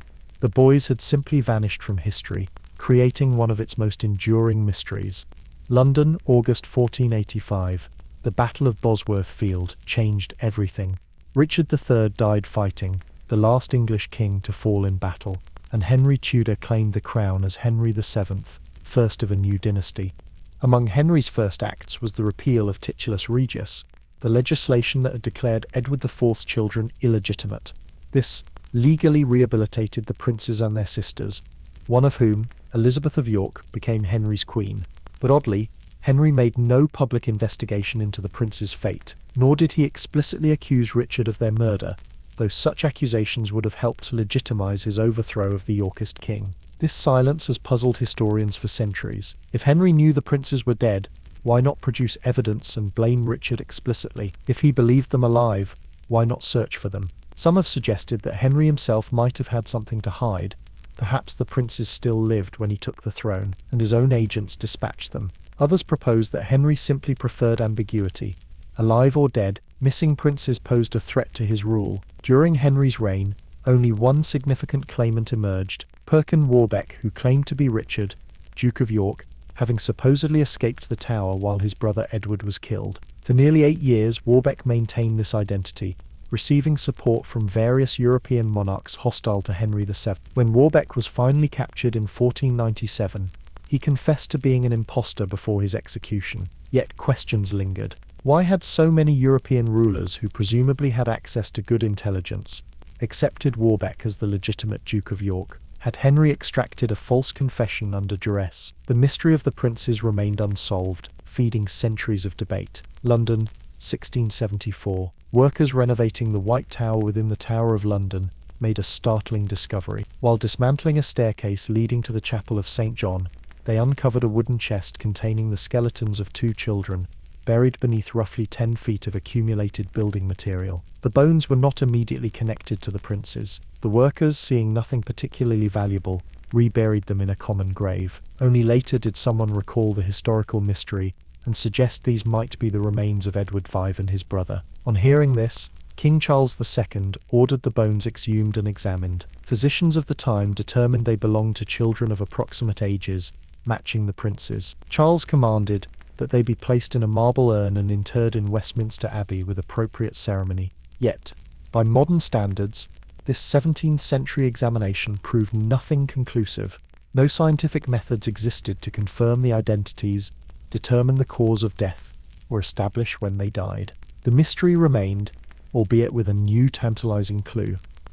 London, 1933. Professor William Wright, an anatomist at the London Hospital Medical College, stood in Westminster Abbey, examining the contents of the marble urn that had held the supposed remains of the princes since 1678. With permission from King George V, the bones had been removed for the first modern scientific examination. 2 incomplete skeletons, Wright noted to his assistant, consistent with children, one older than the other. After careful measurement and analysis, Wright estimated their ages at death to be approximately 12, 13 years, and 9–11 years, matching the ages of Edward V and Richard, Duke of York, when they disappeared. The examination revealed no obvious signs of violent death, no sword cuts or blunt force trauma to the skulls. However, the skeletons were incomplete, making it impossible to rule out other causes like smothering or poisoning, which might leave no skeletal evidence.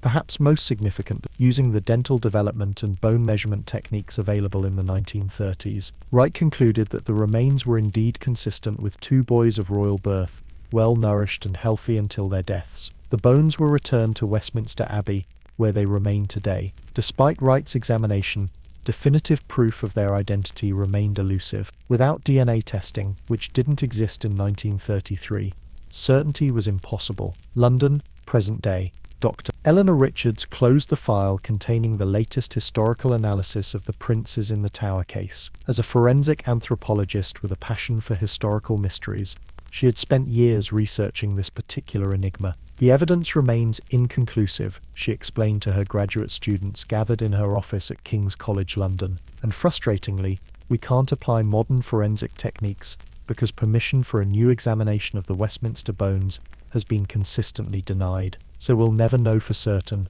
asked one student. Never is a long time, Eleanor replied. Attitudes towards historical research change. Perhaps someday the royal family will permit DNA testing. The mitochondrial DNA sequence from the princes is known. It could be compared to their sister Elizabeth of York, whose descendants include the current royal family. Another student raised a different question.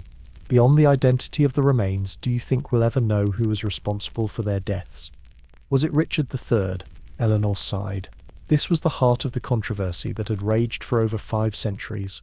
Richard's defenders argued he had no motive to kill the princes once they were declared illegitimate. His detractors countered that living pretenders, legitimate or not, posed a constant threat to his rule. The historical record offers three main suspects, Eleanor explained. Richard III has traditionally received the most blame, largely due to Tudor propaganda and Shakespeare's influential play. But Henry Stafford, Duke of Buckingham, Richard's ally who later betrayed him, had both opportunity and potentially motive, as he had his own distant claim to the throne. And the third suspect prompted another student, Henry VII himself. The princes disappeared in 1483, but Henry didn't become king until 1485. If the boys were still alive when he took the throne, he had even more reason than Richard to eliminate them. Moreover, his conspicuous silence about their fate is suspicious. The room fell quiet as the students considered these possibilities. Finally, one asked, "What do you personally believe happened?" Eleanor considered her response carefully. "Based on the available evidence, I believe the princes died in 1483, probably on Richard's orders, though perhaps carried out by Buckingham without explicit instructions. Richard's failure to produce the boys alive when rumours of their deaths emerged strongly suggests they were no longer living. That said, history isn't about personal belief, it's about evidence, and the evidence remains frustratingly incomplete." She stood and moved to the window, looking out over modern London, so different from the medieval city where this mystery began. "What fascinates me most is how this case has remained relevant for centuries. It speaks to something profound about historical knowledge and its limits. Despite our advanced technology and research methods, some mysteries from the past may never be fully resolved. The princes in the tower remind us of history's fundamental ambiguity. Indeed, the fate of Edward V and his brother represents more than just an unsolved historical crime. It marks a pivotal moment when the medieval world began transitioning toward the Renaissance and modern era. The princes disappeared just as the first printing presses were arriving in England, just as the old feudal order was giving way to more centralized monarchy, just as the Middle Ages were yielding to new ways of thinking. Perhaps it's fitting that this mystery remains unsolved, a reminder that history is not a neat narrative but a complex tapestry with missing threads, a puzzle with pieces lost to time. The princes, whether they rest in Westminster Abbey or elsewhere, have achieved a kind of immortality through the very mystery of their disappearance, their story retold by each generation grappling with the limits of historical knowledge. As long as the marble urn remains unopened and untested, the princes will continue to haunt the edges of our historical understanding. Two boys whose short lives and unknown deaths continue to captivate our imagination more than 5 centuries after they were last seen within the forbidding walls of the Tower of London. Chapter 6. Anastasia Romanov, Ekaterinburg, Russia, July 17, 1918. The night was oppressively hot in the basement room of the Ipatiev house. 7 members of the former imperial family of Russia, Tsar Nicholas II, Tsarina Alexandra, and their children Olga, Tetiana, Maria, Anastasia, and Alexei, along with their physician doctor, Botkin, and 3 servants, were awakened shortly after midnight. They had been told they would be moved to a safer location due to approaching White Russian forces who remained loyal to the monarchy. 17-year-old Grand Duchess Anastasia Nikolaevna, the 4th daughter of the last Russian Tsar, helped her hemophiliac brother, Alexei, dress. The young heir to the now abolished Russian throne had been ill, and at 13, he still needed assistance. Their father, the former Tsar, carried his son downstairs, following their Bolshevik captor's instructions. The family was directed to wait in a small basement room, supposedly for a photograph to document their safe transfer. They arranged themselves in 2 rows, the parents with their son and doctor, Botkin, in chairs, the 4 Grand Duchesses standing behind them. Yakov Yurovsky, the commandant of the house and head of the execution squad, entered the room with several armed men. He read aloud a brief statement. "In view of the fact that your relatives continue their offensive against Soviet Russia, the Presidium of the Ural Regional Soviet has decided to sentence you to death." Before the family could fully comprehend what was happening, Yurovsky drew his revolver and shot the former Tsar in the chest. This was the signal for the other executioners to open fire. Amid the chaos, screams and gunfire, bullets ricocheted off the Grand Duchesses, whose bodies seemed to resist the initial volley. Unknown to the executioners, the young women had sewn family jewels into their clothing as a form of portable wealth, creating a kind of makeshift protective vest. This necessitated additional shots and bayonet attacks in a gruesome scene that lasted longer than the Bolsheviks had anticipated. When it was over, or so the executioners believed, The bodies were wrapped in sheets, loaded onto a truck, and transported to an abandoned mine shaft in the Koptiaki forest outside Ekaterinburg. There they were stripped of their jewel-laden clothing, disfigured with sulfuric acid to prevent identification, and buried in a shallow grave. But rumours would soon emerge that the horror of that night was not as complete as the Bolsheviks reported. Had one of the Grand Duchesses, perhaps the youngest and most spirited Anastasia, somehow survived the massacre? Berlin, 1920. A young woman was pulled from the Landwehr Canal in Berlin after attempting suicide. She carried no identification and refused to give her name to authorities. After a stay in a psychiatric hospital, she was transferred to a private asylum at Daldorf. Staff noted her aristocratic mannerisms and the fact that she spoke German with a distinctive Russian accent. She bore scars consistent with violent trauma and displayed knowledge of Imperial Russian court life that seemed beyond what an ordinary person could research. Gradually, she began to hint at a remarkable identity. She claimed to be Grand Duchess Anastasia Romanov, who had miraculously survived the execution of her family. According to her account, which emerged in fragments over time, she had regained consciousness among the bodies of her family members at the burial site. A kind peasant named Alexander Tchaikovsky found her and smuggled her out of Russia through Romania, eventually bringing her to Berlin. Their relationship soured, and abandoned and destitute, she had attempted to end her life. News of the woman's claims spread among Russian émigré circles in Berlin. Some who had known the imperial family came to see her, with mixed reactions. A few declared she was indeed Anastasia, citing intimate details she knew about the Romanov family. Others dismissed her as an impostor. By 1922, she had been given the name Anna Anderson by the press, though she insisted she was Anastasia. Her case gained international attention, dividing those who had known the Romanov family and captivating a public hungry for a miraculous story amid the tragedy of post-war Europe. New York, 1928. Princess Ksenia Georgievna, a cousin of the Romanov children who had escaped the Russian Revolution, sat across from the woman, claiming to be Anastasia, in a private room at the Plaza Hotel. The meeting had been arranged by supporters of Anna Anderson, who had brought her to the United States to meet more Romanov relatives and secure financial support for her cause. She bears some resemblance, Ksenia admitted later to her husband, but it's not definitive. She knows things about the family that are surprising, yet seems ignorant of other details. This ambiguous reaction was typical of many Romanov relatives and former courtiers who met Anderson. Some recognized her immediately. Others declared her an obvious fraud. A significant obstacle was the opposition of the Dowager Empress Marie Feodorovna, Nicholas II's mother, who refused to meet the claimant. From her exile in Denmark, the elderly empress maintained that the entire imperial family had perished at Ekaterinburg. Anderson's supporters argued that traumatic amnesia explained her inconsistent memories. Her detractors pointed to her refusal to speak Russian. She claimed the language triggered traumatic memories and significant physical differences between her and photographs of the Grand Duchess. The debate intensified when a former soldier named Gleb Botkin, son of the doctor who died with the Romanovs, became convinced Anderson was genuinely Anastasia. Having known the Grand Duchess as a child, his support lent credibility to her claim. Soon Anderson found herself at the center of a legal battle that would span decades, as she sought recognition as a Romanov heir and potential access to any remaining family assets. Charlottesville, Virginia, 1968.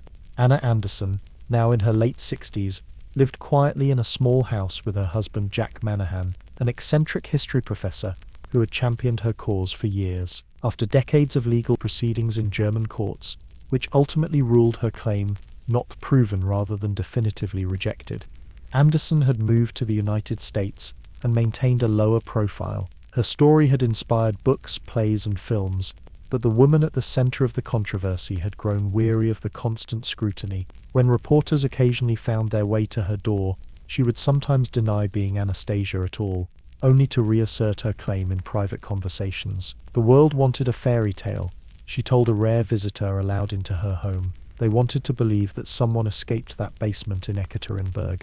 Perhaps it became as much about what people needed to believe as about who I truly am. By this time, most serious historians considered the case closed against Anderson. Handwriting analysis, physical comparisons, and testimony from numerous former court officials suggested she was not Anastasia. A prevailing theory identified her as Franziska Szonskowska, a Polish factory worker with a history of mental illness who had disappeared from Berlin around the same time Anderson appeared. Yet Anderson maintained a circle of devoted believers until her death in 1984. Her body was cremated, seemingly closing any possibility of resolving the mystery definitively.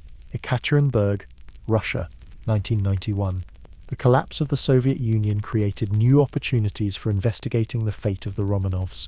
In 1991, amateur archaeologists discovered a shallow grave in the Koptyaki forest containing the remains of 9 people. Subsequent professional excavation and forensic analysis identified 5 of them as the Romanov family: Nicholas, Alexandra, and 3 of their daughters. Notably absent were the remains of Alexei and 1 daughter, either Maria or Anastasia. Forensic anthropologists initially disagreed on which. This discovery briefly reignited speculation about Anastasia's survival, but most experts concluded that the missing bodies were likely buried separately nearby. In July 1998, 80 years after the executions, the recovered Romanov remains were interred with full state honors in St. Petersburg's Peter and Paul Cathedral, the traditional resting place of Russian emperors. President Boris Yeltsin attended the ceremony, symbolizing post-Soviet Russia's reconciliation with its imperial past. The mystery of the missing Romanovs would persist until 2007, when amateur archaeologists discovered another gravesite nearby containing the charred remains of 2 individuals, a young boy and a young woman. DNA testing confirmed these were indeed the missing Romanovs, Alexei and his sister Maria. The separate burial explained why their remains had not been found with the rest of the family. Charlottesville, Virginia, 1994. A decade after Anna Anderson's death, science would provide the answer that decades of testimony and legal proceedings could not. Tissue samples from Anderson, preserved after a hospital stay in the 1970s, were submitted for DNA analysis. The results were compared with DNA from Prince Philip, Duke of Edinburgh, whose grandmother was Serena Alexandra's sister, providing a direct maternal lineage comparison. The verdict was unequivocal: Anna Anderson was not related to the Romanov family. Further testing compared her DNA to known relatives of Franziska Shanskowsko, confirming she was indeed the missing Polish woman who had suffered a head injury in a Berlin factory explosion, an injury that could explain both her scars and her psychological state. For many, this scientific evidence finally closed the case. Anderson had either been a deliberate imposter, or perhaps more likely, a traumatized, mentally ill woman who had come to believe she was Anastasia through a combination of suggestion and psychological need. Yet a small contingent of supporters continued to question the findings, arguing that the tissue samples might have been mishandled or that the testing methodology was flawed. For them, Anderson's detailed knowledge of Romanov family life remained more convincing than laboratory results. Present day in the cool marble halls of the Peter and Paul Cathedral in St. Petersburg, visitors pause at the tomb of the Romanovs, where all 7 family members now rest together. DNA science has provided answers that eluded earlier generations. The entire imperial family died that July night in 1918, with no miraculous escapes. The Russian Orthodox Church canonized the Romanov family as passion bearers in 2000, recognizing their pious acceptance of death. Religious pilgrims now visit their tomb alongside tourists and history buffs, each finding their own meaning in the family's tragic end. Yet the Anastasia myth persists in popular culture. Films, novels, and even animated features continue to reimagine a survival narrative that science has definitively disproven. The story speaks to a deep human desire for hope amid tragedy, the same impulse that has perpetuated legends of lost heirs throughout history, from the princes in the tower to Louis VII of France. Dr. Elena Volkova, curator of the Romanov exhibition at the State History Museum in Moscow, reflects on this enduring fascination. The scientific question is settled, but the emotional appeal of the Anastasia story continues. In the darkest periods of history, people need to believe that innocence can somehow survive, that the story doesn't end with a basement execution. Anna Anderson, whatever her true motivations, became a vessel for that collective hope. The Grand Duchess who once cartwheeled through the corridors of imperial palaces and signed her mischievous notes, as the imp never escaped the Apartiev house. But in the imagination of generations who came after, Anastasia lives on. Her story a reminder of humanity's need for legends that soften the harsh edges of historical truth. As visitors leave the cathedral, many pause for a final look at the tomb, where the remains of a family who once ruled 1/6 of the Earth's surface now rest in a space smaller than the smallest room of their former palaces. The mystery of Anastasia Romanov has been solved, but the deeper mystery of why her story so captured the world's imagination remains, a testament to our complex relationship with history, truth, and the stories we need to believe. Chapter said, King Tut's death.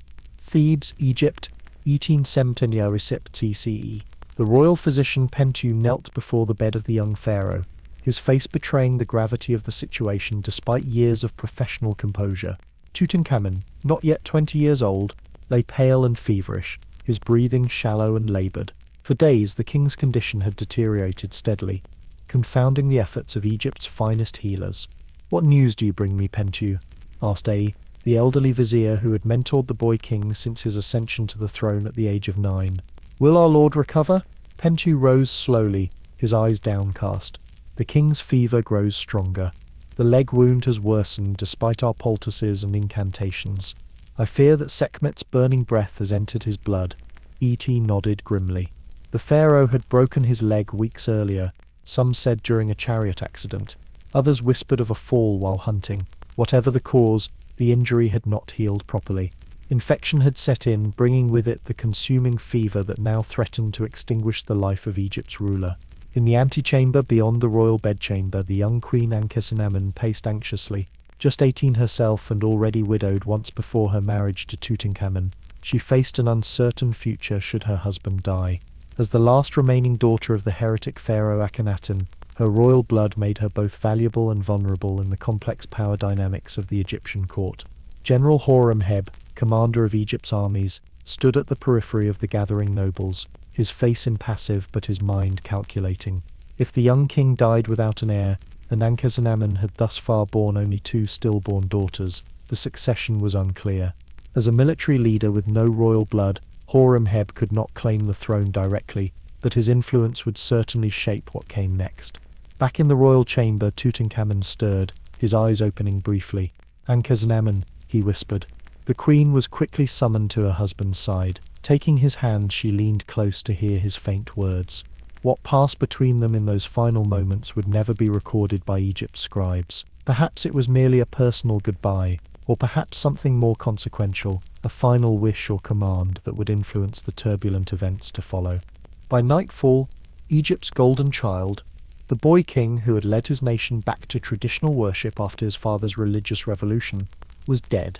As his body was prepared for the complex 70-day mummification process, the wheels of power already began to turn. The aging vizier, quickly moved to establish himself as Tutankhamun's successor, marrying the widowed Ankhesenamun to legitimize his claim to the throne. The young pharaoh's body was laid to rest in a hastily prepared tomb in the Valley of the Kings, a modest burial space originally intended for someone of lesser rank. His name would gradually fade from Egypt's official records, a minor king in a dynasty overshadowed by more powerful rulers who followed, and there Tutankhamun would remain, forgotten by history, until a persistent British archaeologist and his Egyptian team uncovered his tomb more than 3,000 years later. Valley of the Kings, November 4th, 1922. Howard Carter wiped the sweat from his brow as he supervised the clearing of rubble from the ancient stone staircase. After 5 years of systematic searching, and facing the imminent end of his funding from Lord Carnarvon, Carter had made one final, desperate attempt in an area previously dismissed as unpromising. The discovery of the staircase 2 days earlier had rekindled hope. Now, as his workers carefully removed the limestone chips filling the ancient passageway, Carter's excitement was tempered by caution. Too many promising leads had ended in disappointment during his career. At the bottom of the staircase, they found a sealed doorway bearing the necropolis seal, promising evidence that whatever lay beyond might have escaped the rampant tomb robbery that had plagued the valley for millennia. Carter sent a telegram to Lord Carnarvon in England. "At last have made wonderful discovery in valley, a magnificent tomb with seals intact. Recovered same for your arrival. Congratulations." When Carnarvon arrived 2 weeks later, Carter was ready to breach the tomb. On November 26, with Carnarvon at his side, Carter made a small hole in the sealed doorway of the inner chamber and peered inside by the light of a candle. "Can you see anything?" asked Carnarvon impatiently. "Yes," Carter replied, his voice barely above a whisper. "Wonderful things." What Carter saw that day would transform our understanding of ancient Egypt. An antechamber packed with treasures, golden beds, ornate chests, ceremonial chariots, and statues. In the months that followed, the archaeological team meticulously documented and cleared the antechamber before discovering an even greater treasure: the nested shrines containing the sarcophagus and mummified body of Tutankhamun himself. The discovery captured the world's imagination. Newspapers breathlessly reported each new find, and Tutmania swept through popular culture, influencing everything from fashion to architecture. The pharaoh, who had been virtually unknown in life, became history's most famous Egyptian ruler in death. Cairo, 1968. Dr. Ahmed Hassan, radiologist at Cairo University Hospital, carefully positioned the ancient mummy for its X-ray examination. This was the first time Tutankhamun's remains would be studied using modern medical technology, offering the possibility of insights into the young king's life and death that had eluded earlier examinations. Standing nearby, Dr. Mahfoud El-Zavawi, director of antiquities, watched with a mixture of scientific curiosity and reverence. "Be gentle with him," he cautioned unnecessarily. "Remember, this is not just a scientific specimen, but a king of Egypt." Hassan nodded, understanding both the scientific and cultural significance of their work. As the X-ray machine hummed to life, images of the pharaoh's skeletal remains began to appear on the film. "Look here," Hassan said, pointing to a dark area at the base of the skull. "This could be interpreted as evidence of a blow to the head." El-Zavawi leaned closer. "Murder. After all these centuries, could we be uncovering a royal assassination?" The possibility was tantalizing. Historical records indicated a turbulent period following Akhenaten's religious reforms, with Tutankhamun placed on the throne as a child and controlled by powerful regents. Could one of them, perhaps A or Hormeb, both of whom eventually became pharaohs, have eliminated the young king when he began asserting his independence? The murder theory gained traction in the popular imagination and scholarly circles alike. Agatha Christie even incorporated the concept into her 1973 mystery novel, Death Comes as the End. The image of Tutankhamun as a murdered youth added a layer of tragedy to his already poignant story. Cairo, 2005. Dr. Zahi Hawass, Secretary General of Egypt's Supreme Council of Antiquities, stood before the assembled press corps, his characteristic ebullience on full display. "Today we announce groundbreaking findings about the life and death of Pharaoh Tutankhamun," he declared. "Using cutting-edge CT scanning technology, our team has conducted the most comprehensive examination of the king's mummy ever undertaken." The CT scan, which created 1,700 digital images of Tutankhamun's remains, had allowed researchers to examine the king's body in unprecedented detail. The results challenged the prevailing murder theory. The damage to the skull occurred after death, during the mummification process, Hawass explained. "There is no evidence of a fatal blow to the head. However, we have discovered a broken leg that appears to have occurred shortly before death, with evidence of infection that may have turned septic." This finding aligned with the scenario that contemporary records had suggested: a young king felled not by assassination but by medical complications from an accident. Additional analysis revealed other health issues: a cleft palate, a mild clubfoot, and evidence of multiple malarial infections. Tutankhamun was not the robust young pharaoh of popular imagination, noted Dr. Ashraf Selim, a radiologist on the research team. He was a frail young man who suffered from congenital conditions likely resulting from inbreeding in the royal family. Indeed, subsequent DNA analysis would confirm that Tutankhamun's parents were siblings, a practice not uncommon among Egyptian royalty, but one that carried significant genetic risks. Rather than diminishing interest in the boy king, these human vulnerabilities only deepened the public's fascination. Tutankhamun was no longer just a source of magnificent treasures, but a real person whose short life and physical struggles could evoke empathy across the millennia. Cairo, 2010. "The genetic evidence is quite clear," explained Dr. Yehia Gad, molecular geneticist at the National Research Center in Cairo. "DNA extracted from Tutankhamun's mummy and those of his relatives confirms several important relationships and gives us new insights into his health." The groundbreaking genetic study, conducted on 11 royal mummies, had established with reasonable certainty that Tutankhamun was the son of Akhenaten, the heretic pharaoh, who had briefly replaced Egypt's traditional polytheism with worship of a single deity and one of Akhenaten's sisters. The DNA also revealed that Tutankhamun suffered from multiple disorders, including choler disease dissecca, a rare bone disorder affecting the foot. More significantly for understanding his death, Dr. Gadd continued, we found genetic markers of multiple strains of Plasmodium falciparum, the parasite that causes malaria. Combined with the leg fracture identified in earlier studies, this suggests Tutankhamun was seriously immunocompromised when he broke his leg. The emerging picture was of a perfect storm of health crises. A genetically compromised young man who contracted a severe malarial infection around the same time he suffered a broken leg. The combination proved fatal, with the malaria preventing his body from fighting the infection that developed in the broken bone. It wasn't murder that killed Tutankhamun, summarized Dr. Hawass in the press conference announcing these findings. It was a confluence of natural factors, genetics, infection and injury that claimed the life of the young pharaoh, Valley of the Kings, present day. Dr. Maya Ibrahim carefully adjusted her headlamp as she examined the painted walls of Tutankhamun's burial chamber. As part of the ongoing conservation efforts, she was documenting microscopic changes in the tomb's condition since its discovery nearly a century earlier. It's remarkable how our understanding of him has evolved, she observed to her colleague. From forgotten pharaoh to murder victim to a case study in ancient medical tragedy, and yet we still don't know everything, her colleague replied. New technologies keep revealing new aspects of his life and death. Indeed, the story of Tutankhamun's death continues to evolve as research methods advance. Recent studies have suggested the king may have suffered from epilepsy, while others have proposed that genetic disorders left him particularly vulnerable to the bone necrosis evident in his foot and leg. What remains certain is that the young king's premature death, whether from malaria, infection of a broken leg, or a combination of factors, dramatically altered the course of Egyptian history. His successors Ay and later Horemheb would systematically erase much of the Amarna period from official records, attempting to restore stability after the religious upheavals of Akhenaten's reign. The hasty nature of Tutankhamun's burial, in a smaller tomb likely not originally intended for him, proved to be his greatest gift to posterity.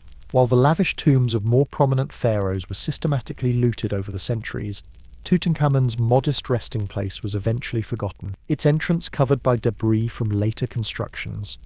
This obscurity preserved his funerary treasures until Carter's discovery, providing an unparalleled window into royal life in ancient Egypt. As visitors file through museum exhibits worldwide, marveling at Tutankhamun's golden death mask and elaborate sarcophagus, they are connecting with more than beautiful artifacts. They are connecting with the human story of a young ruler who lived briefly, suffered greatly, and died prematurely more than 3 millennia ago. The mystery of Tutankhamun's death has largely been solved through the application of modern science. Yet in another sense, the ultimate mystery remains. The pharaoh's historical significance lies not in how he lived or died, but in the fact that his burial goods survived largely intact, providing an unparalleled glimpse into the opulence and artistry of ancient Egypt's 18th dynasty. Had he lived longer and been buried in a grander tomb, that tomb would likely have been plundered like those of his more illustrious predecessors and successors. His historical obscurity became his eternal fame, a paradox that continues to make Tutankhamun a subject of enduring fascination in our modern world. Chapter 8. The Man in the Iron Mask. Paris, 1698. The carriage rolled through the gates of the Bastille under cover of darkness, its windows covered with thick curtains. Guards with lanterns surrounded it, their faces grim and watchful. From inside emerged a tall figure, completely shrouded in black cloth, with an escort of armed men who hurried him through the courtyard and into the forbidding stone fortress. François de Saint-Mars, the newly appointed governor of the Bastille, personally supervised the arrival of this special prisoner, whom he had guarded for years at previous posts in Pignerol and Sainte-Marguerite. Only when they reached the secure cell on the 3rd floor did Saint-Mars speak. "You may remove the cloth," he instructed the prisoner, "but the mask must remain in place at all times." The black cloth was pulled away, revealing a man of indeterminate age wearing an unusual mask. Though later legends would describe it as being made of iron, contemporary accounts suggest it was more likely constructed of black velvet, possibly with metal reinforcements. Whatever its composition, the mask concealed the prisoner's face entirely, leaving visible only his eyes. Saint-Mars dismissed the guards and addressed the prisoner directly. You will have comfortable accommodations here, fine clothing, quality meals, books if you desire them, but never forget, the mask remains, and your identity remains unspoken. Those are the king's orders." The prisoner nodded silently. After nearly 3 decades in captivity, he understood the rules governing his mysterious imprisonment. His identity was a state secret of the highest order, known only to King Louis XIV, his minister Louvois, and the succession of prison governors assigned to guard him. That night, as the nameless man adjusted to his new cell in the Bastille, rumours already circulated among the guards. Who was this person deemed so dangerous that his very face could not be seen? What crime or secret warranted such extraordinary measures in an age when most prisoners' identities were publicly known? These questions would spawn centuries of speculation, creating one of history's most enduring mysteries, the identity of the prisoner who would become known as the Man in the Iron Mask. Versailles, 1661. 3 decades earlier, as a young Louis XIV consolidated his power following the death of Cardinal Mazarin, the Sun King's court at Versailles blazed with intrigue and ambition. The young monarch, determined to rule as an absolute sovereign, kept a watchful eye on potential threats to his authority, particularly those from within his own family. Among the courtiers moving through the Hall of Mirrors was Nicolas Fouquet, the king's superintendent of finances. Brilliant and cultured, Fouquet had amassed enormous wealth during his service to the crown, wealth he displayed with perhaps too much ostentation at his magnificent chateau of Vaux-le-Vicomte. When Fouquet hosted a lavish celebration at his estate in August 1661, the young king was not merely impressed, he was suspicious. How could a servant of the crown afford such splendour? Within weeks, Fouquet was arrested on charges of embezzlement and treason. The timing of Fouquet's downfall coincided with another mysterious disappearance from court circles, that of a diplomat named Eustache Dorga, whose name would later appear in prison records associated with the masked prisoner. Some historians have suggested that Dorga may have possessed damaging information about Fouquet's financial dealings with the crown, necessitating his secret imprisonment. Others point to events occurring simultaneously in other corners of the kingdom. In a monastery in the French countryside, rumours suggested that a young man with royal features had been raised in seclusion. Could this have been an illegitimate son of Louis XIII, or perhaps even a twin brother of Louis XIV himself? The timing of this figure's disappearance from historical records aligns suspiciously with the first mention of the masked prisoner. Paris, 1703. The masked prisoner's life in the Bastille followed a curious pattern. Unlike most inmates of the notorious prison, he received exceptional treatment. Records show he was given multiple rooms rather than a simple cell, fine clothing including lace,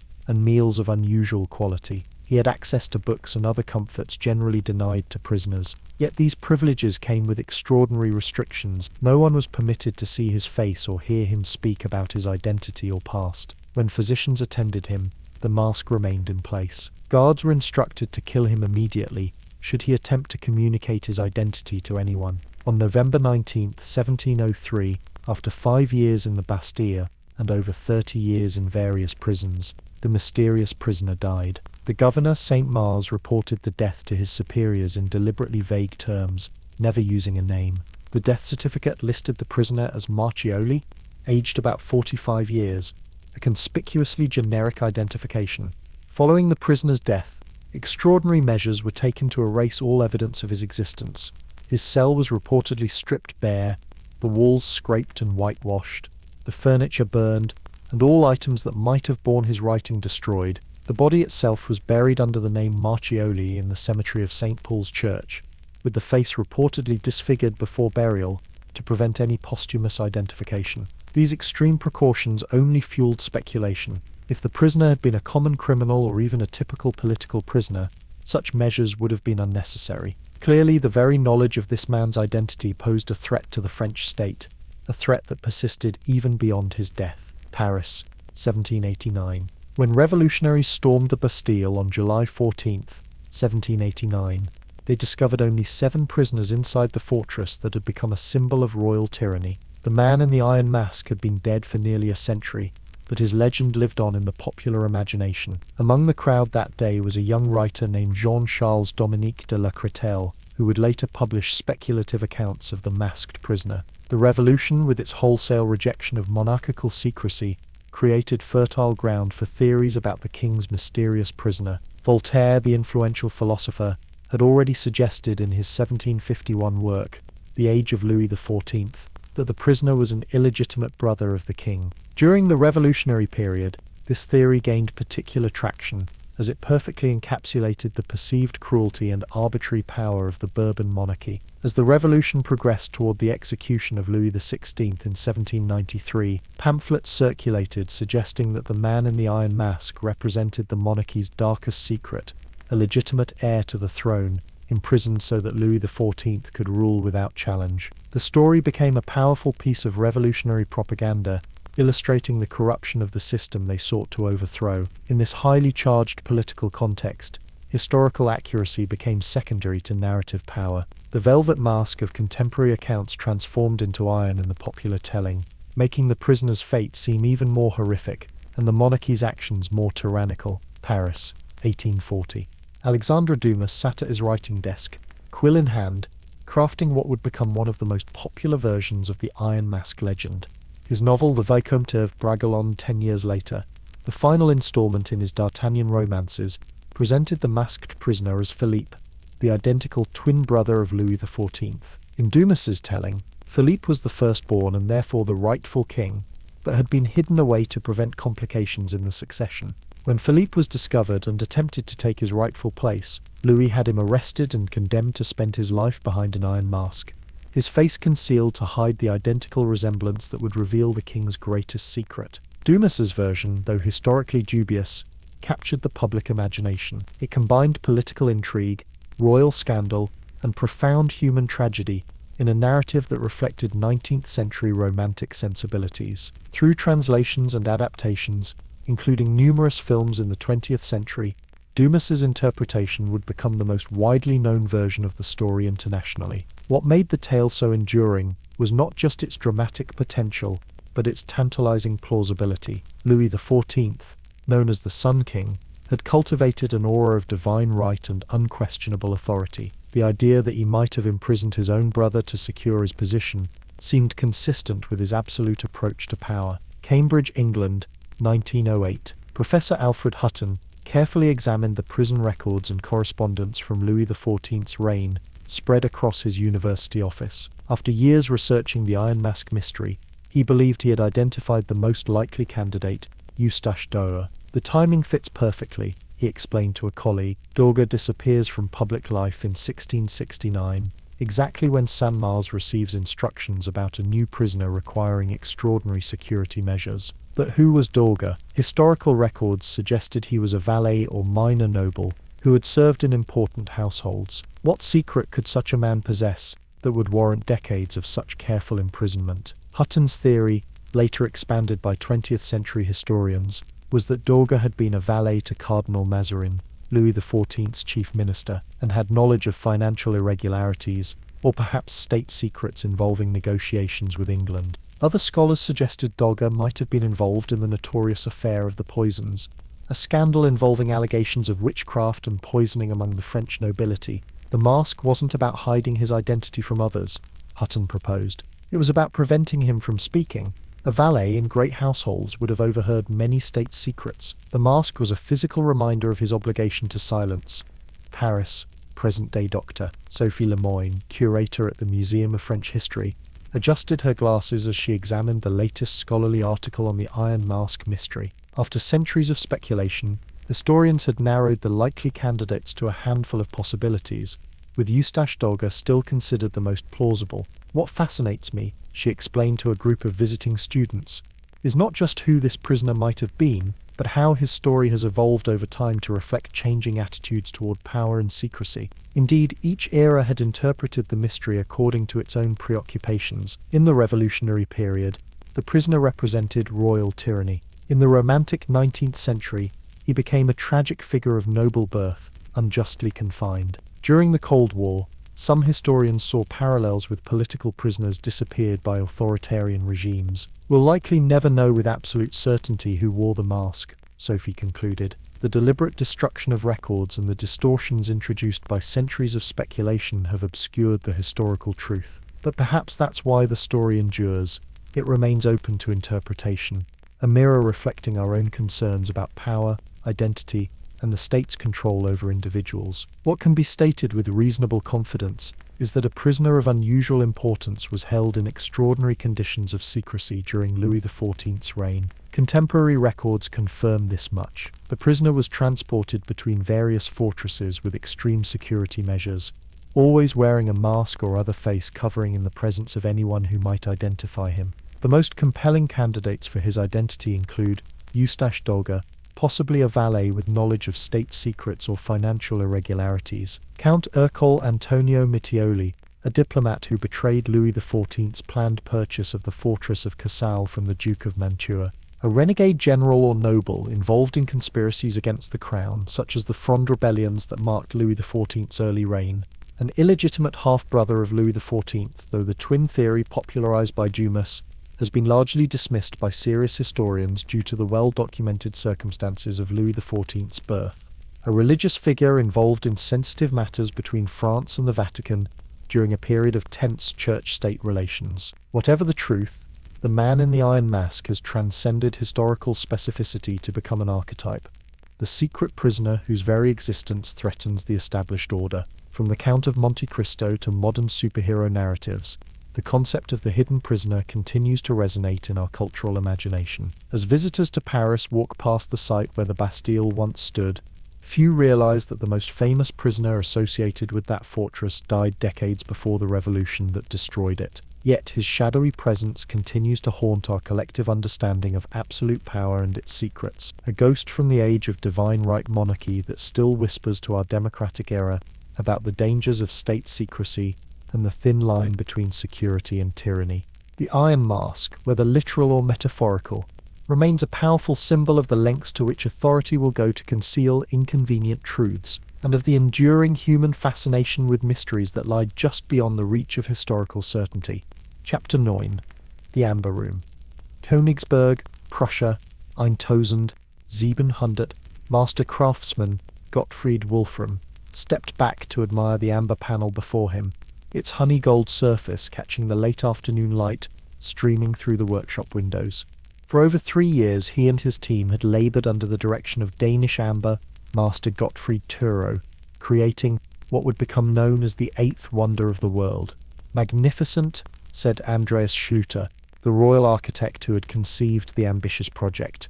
"King Frederick will be most pleased." The newly crowned Frederick I of Prussia had commissioned this extraordinary room as a testament to his power and artistic patronage. Amber fossilized tree resin from the Baltic coast had been prized since ancient times, but never before had anyone attempted to use it on such a scale, creating entire wall panels from thousands of precisely cut and polished pieces. The amber panels, mounted on wood backing and joined with gold leaf, created walls that seemed to glow from within. Intricate carvings, mosaics and bas-reliefs depicted allegorical scenes and royal emblems. Mirrors strategically placed between panels amplified the ethereal luminosity, creating an almost supernatural ambiance when illuminated by candlelight. Frederick's Amber Room represented the height of Baroque splendor, ostentatious, technically ambitious, and astronomically expensive. The amber alone was worth as much as a large warship, to say nothing of the thousands of hours of master craftsmanship required to transform the raw material into architectural elements. Little did these craftsmen know that they were creating not just a royal showpiece, but an object that would become one of history's most sought-after missing treasures. Berlin, 1716. Frederick William I, the soldier king who succeeded his father on the Prussian throne, walked through the Amber Room with calculating eyes. Unlike his art-loving predecessor, Frederick William's passion was for all things military. The amber masterpiece, installed in Berlin's city palace, struck him as an impractical extravagance. When Tsar Peter the Great of Russia visited Berlin that year, he made no effort to hide his admiration for the amber chamber. The shrewd Frederick William recognized a diplomatic opportunity. In an era when royal gifts often secured valuable alliances, the amber panels represented a powerful gesture of friendship toward the emerging Russian Empire. His Majesty the Tsar has expressed great admiration for these panels. Frederick William remarked to his chamberlain, perhaps they would serve Prussia better in St. Petersburg than in Berlin. And so, in an act of calculated generosity, the Prussian king presented the Amber Room to Peter the Great. receiving in exchange a company of exceptionally tall Russian soldiers for his Potsdam Giants regiment, a trade that better suited the martial king's tastes. The disassembled room, packed into 18 large crates, began its journey eastward to Russia, the first leg of a troubled travel through history that would ultimately lead to its mysterious disappearance. Petersburg, 1755. Empress Elizabeth Petrovna, daughter of Peter the Great, stood in the Catherine Palace at Tsiarskoye Selo, admiring the completed installation of the expanded amber room. Peter had installed the original panels in the Winter Palace, but they had remained there, somewhat neglected, after his death. Elizabeth, with her passion for opulent decor, had ordered the amber panels moved to her summer residence and entrusted Italian designer Bartolomeo Francesco Rastrelli with reimagining the room on a grander scale. The original Prussian panels covered only about 55 square meters. Rastrelli's design expanded this to over 100 square meters, requiring additional amber work created by Russian craftsmen under the direction of amber master Alexander Martelli.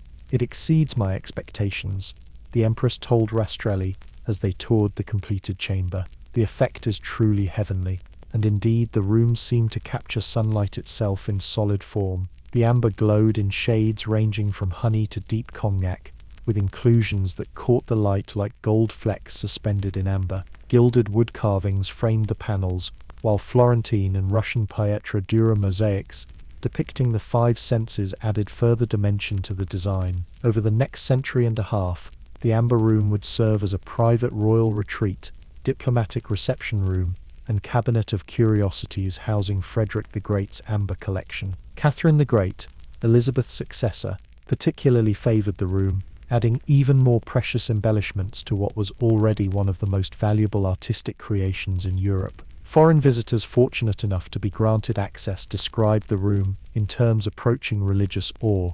The French philosopher Diderot, visiting in 1773, called it a dazzling cavern of gold. By the early 20th century, the room's value was estimated at over 142 million rubles, an astronomical sum equivalent to many millions in today's currency. Königsberg, Germany, January 1945. The bitter cold of the East Prussian winter cut through Dr.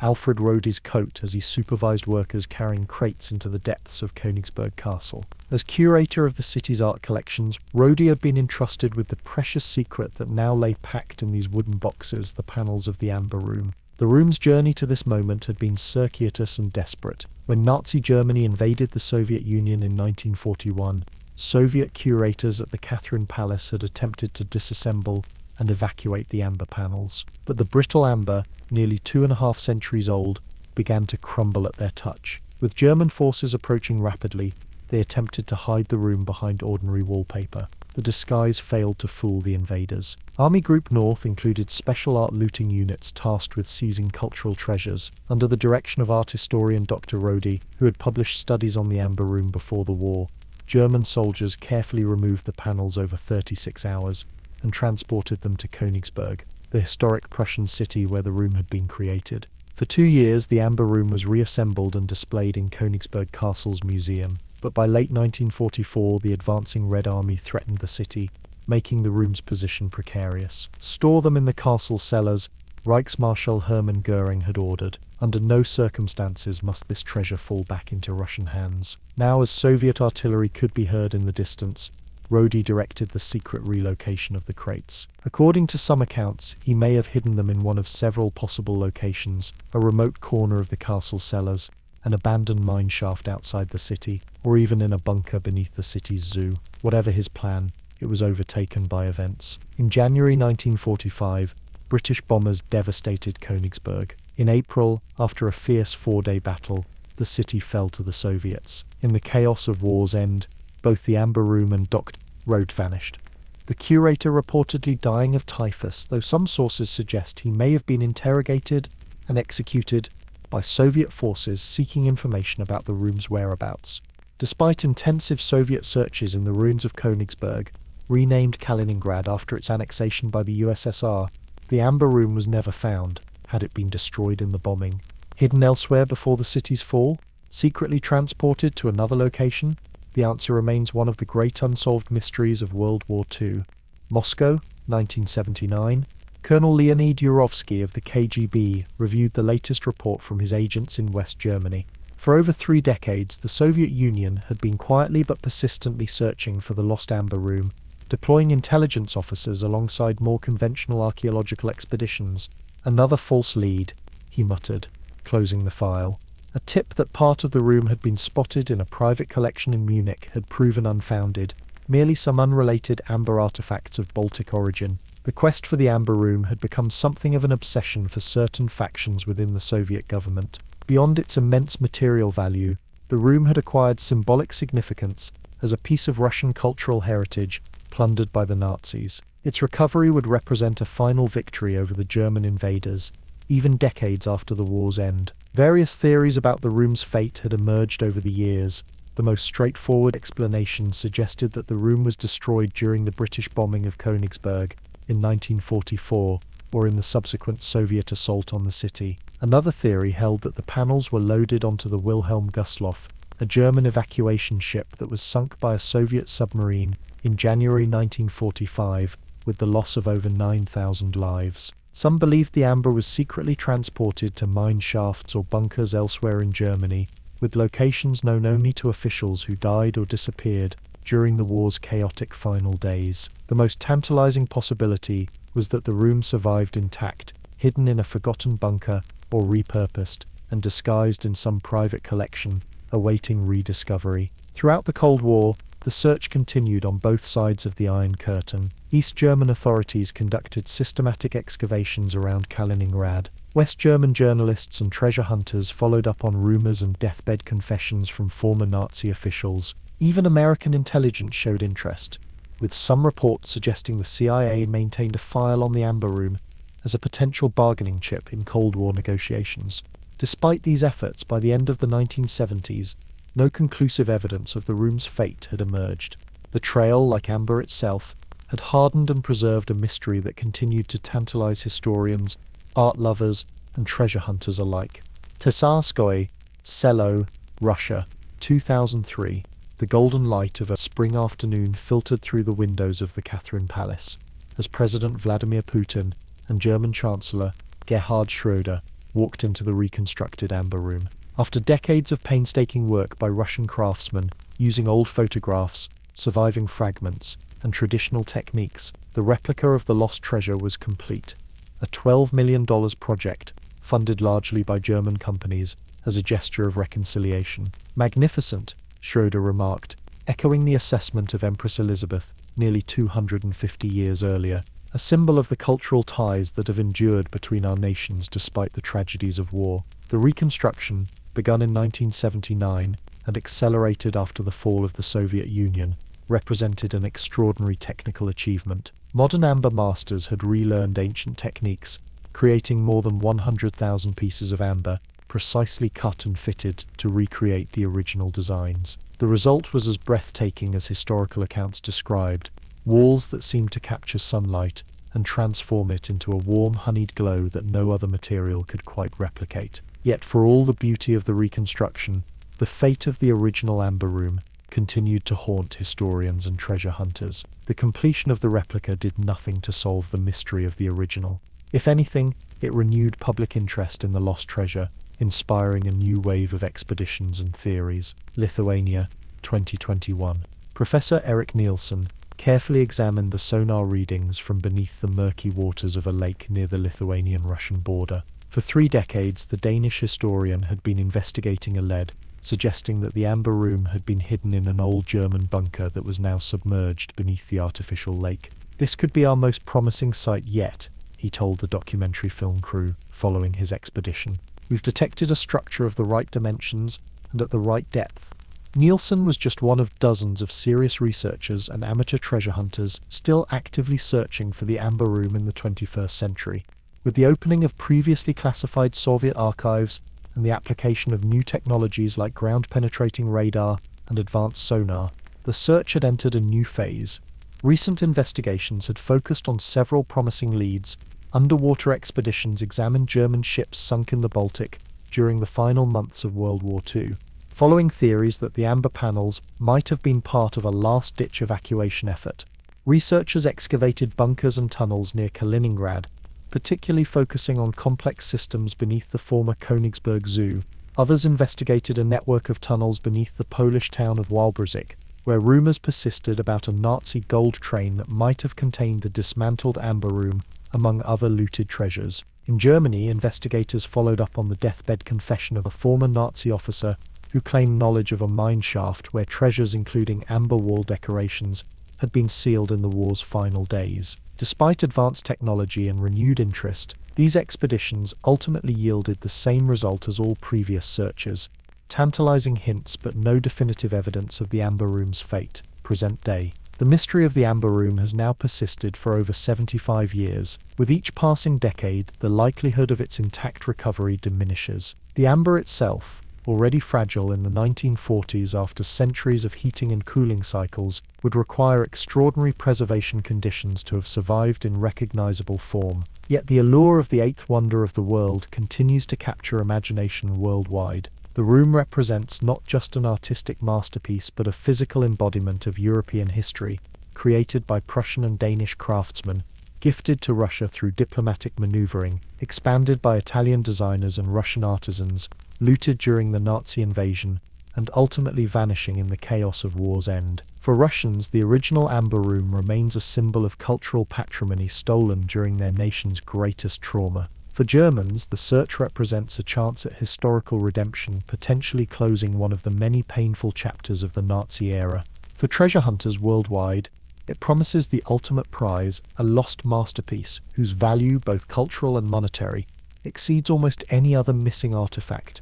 The reconstructed room in the Catherine Palace now welcomes hundreds of thousands of visitors annually, its amber walls glowing with the same ethereal light that captivated Prussian kings and Russian empresses. Most visitors marvel at its beauty, while unaware of the painstaking research and craftsmanship that went into recreating what had been lost. Perhaps this is the most fitting resolution to the mystery, not the recovery of fragmented original panels, but the rebirth of the artistic achievement they represented. The new Amber Room, like its predecessor, will age and develop its own patina of history. Future generations may well find themselves as captivated by its golden glow as visitors to the Catherine Palace were 3 centuries ago, when amber walls first captured sunlight and transformed it into something approaching magic. Meanwhile, somewhere, perhaps beneath rubble or water or earth, or hidden in plain sight, the remains of the original Amber Room may still exist, waiting for the moment when history finally surrenders one of its most closely guarded secrets. Chapter 10: Oak Island Money Pit. Nova Scotia, 1795. The summer air hung heavy with salt and pine as 16-year-old Daniel McGuinness rowed his small boat toward Oak Island, one of over 350 small islands dotting Mahone Bay on Nova Scotia's south shore. Oak Island had long been a favorite spot for the local boys' explorations. On this particular day, McGuinness noticed something unusual as he approached the eastern end of the uninhabited island, a circular depression in the ground beneath an oak tree, with a tackle block suspended from one of its branches. Intrigued, McGuinness returned the next day with 2 friends, John Smith and Anthony Vaughan. The 3 teenagers began digging in the depression, their imaginations fired by local legends of pirates who had once prowled these waters. Captain Kidd, Edward Teach, better known as Blackbeard, and Henry Morgan were all said to have hidden plunder along this coastline. 2 feet down, they struck a layer of flagstones carefully laid in a circular pattern. Removing these revealed a shaft about 7 feet in diameter, its walls marked by pick scars and reinforced with wooden platforms spaced approximately 10 feet apart. The boys had discovered what would become known as the Money Pit, a mysterious man-made shaft that has confounded treasure hunters for over 2 centuries. The teenagers managed to dig down about 30 feet before abandoning the effort, limited by their simple tools and the complexity of the excavation. But their discovery would spark what became the longest-running treasure hunt in recorded history, consuming millions of dollars, numerous lives, and generations of searchers obsessed with solving the mystery of what, if anything, lies at the bottom of the shaft. Nova Scotia, 1804. "Clear away that water again," shouted Simeon Linz, supervising the Onslow Company's excavation of the Money Pit. 9 years after the initial discovery, Linz had organized the first formal treasure hunting expedition to Oak Island, bringing investors and laborers equipped for a more serious attempt. The Onslow Company's diggers had reached a depth of 90 feet, discovering intriguing artifacts along the way. At 40 feet, they found a layer of charcoal. At 50 feet, a layer of putty. At 60 feet, a layer of coconut fiber, particularly puzzling as coconuts were not native to North America. Most tantalizing was the discovery at 90 feet of a large stone inscribed with mysterious symbols. According to later accounts, the inscription was translated to read, 40 feet below, £2 million lie buried. This translation, however, remains controversial, as the original stone disappeared in the mid-1800s. Some scholars question whether such a stone ever existed at all, while others debate the accuracy of the purported translation. As workers prepared to continue digging below the 90-foot mark, disaster struck. The pit suddenly flooded with seawater, forcing a hasty retreat. Subsequent pumping efforts proved futile. As fast as water could be removed, it refilled the shaft. The Onslow Company had unwittingly triggered what later excavators would recognize as an ingenious booby trap, a system of flood tunnels apparently constructed by the original builders to protect whatever lay at the bottom of the pit. These tunnels, running from the pit to nearby Smith's Cove, on the island's east shore, allowed seawater to rush in whenever diggers reached a certain depth. This sophisticated engineering, far beyond what would be expected for a simple pirate cache, only deepened the mystery. Who had gone to such elaborate lengths to hide and protect this treasure, and what could be valuable enough to warrant such measures? Nova Scotia, 1850. The scrape of shovels echoed across the island as the Truro Company, the latest in a succession of treasure-hunting syndicates, attacked the money pit with renewed determination. Under the direction of Dr. David Barnes Linz, a relative of Simeon Linz from the earlier expedition, they employed new techniques to defeat the flooding system. We'll sink a new shaft adjacent to the original pit, Dr. Linz explained to his investors, then tunnel horizontally to access whatever lies below the flood level. The strategy seemed sound, but once again the mysterious builders had anticipated such attempts. When workers tunneled toward the money pit, water rushed in with such force that they barely escaped with their lives. The flooding mechanism was clearly more complex than initially thought, possibly involving multiple tunnels linked to different parts of the island's shoreline. Before abandoning their efforts, the Truro Company made another significant discovery. Drilling operations brought up fragments of what appeared to be a cement vault at around 150 feet, along with 3 links of gold chain. These findings further inflamed speculation about what might lie at the bottom of the pit. No mere pirate would have the engineering knowledge to construct something so elaborate, observed one of the company's investors. This is the work of trained military engineers, perhaps during the colonial era. Indeed, as the decades passed and excavation attempts multiplied, theories about the origin and purpose of the money pit proliferated. Some believed it contained the lost treasures of the Incas or Aztecs, hidden by Spanish explorers. Others suggested it might hold the missing jewels of Marie Antoinette, smuggled out of France during the Revolution. Still others proposed more exotic theories involving Freemasons, Knights Templar, or even pre-Columbian visitors to North America. Nova Scotia, 1897. The crash of heavy machinery disrupted the island's usual tranquility as the Oak Island Treasure Company deployed the most advanced technology of the Victorian era in their attempt to solve the centuries-old mystery. Steam-powered pumps, drilling equipment and sophisticated mining techniques transformed the once pristine island into an industrial operation. Under the leadership of Frederick Blair, who had secured exclusive rights to treasure hunting on the island, excavators made several compelling discoveries. Drilling operations brought up fragments of parchment with writing, pieces of wood identified as tropical hardwoods not native to Nova Scotia, and traces of what appeared to be cement. Most intriguing was the discovery of what came to be known as the Chapel Vault, at a depth of 171 feet. Drilling through several layers of wood, the drill bit penetrated what felt like a cement chamber, then encountered a layer of soft metal described by some witnesses as gold, before striking another wooden surface and breaking through into an apparent empty space. When the drill was withdrawn, it brought up a small piece of parchment with the letters V, written in an older style of handwriting, possibly using India ink. This tantalizing fragment suggested that whatever lay in the depths contained written documents, hardly the contents one would expect in a typical pirate treasure. Yet once again, attempts to reach this vault through excavation were thwarted by flooding. The island seemed determined to keep its secrets, as if the original constructors had anticipated every possible approach future treasure hunters might attempt. Nova Scotia, 1909. William Chappell, namesake of the elusive Chappell Vault, stood at the edge of the newest shaft, watching as workers hauled up another bucket of debris. The Old Gold Salvage and Wrecking Company, financially backed by the wealthy Franklin Roosevelt, who would later become the 32nd President of the United States, represented yet another ambitious attempt to solve the mystery. This expedition made a discovery that would add an entirely new dimension to the Oak Island saga. While draining the aptly named Triangle Swamp on the island's eastern end, workers uncovered a beach stone with an arrow carved into it. Following this arrow's direction led to the discovery of 5 more stones arranged in the shape of a cross, measuring 867 feet from top to bottom. This stone cross formation pointed directly toward the money pit, suggesting a level of planning and surveying expertise far beyond casual burial of loot. Whatever had been constructed on Oak Island appeared to involve not just the pit itself, but elaborate markers and possibly multiple related sites across the island. The expedition also discovered what appeared to be the remains of an old cofferdam at Smith's Cove, reinforcing the theory that the flood tunnels had been a deliberate part of the original construction. Dating of these wooden structures suggested they were built in the mid-1600s, well before known European settlement in the area. Despite these intriguing findings, the Old Gold Salvage and Wrecking Company, like its predecessors, failed to recover any definitive treasure. The island had claimed another round of investment capital without surrendering its secrets. Nova Scotia, 1965. Robert Restall staggered at the edge of the shaft,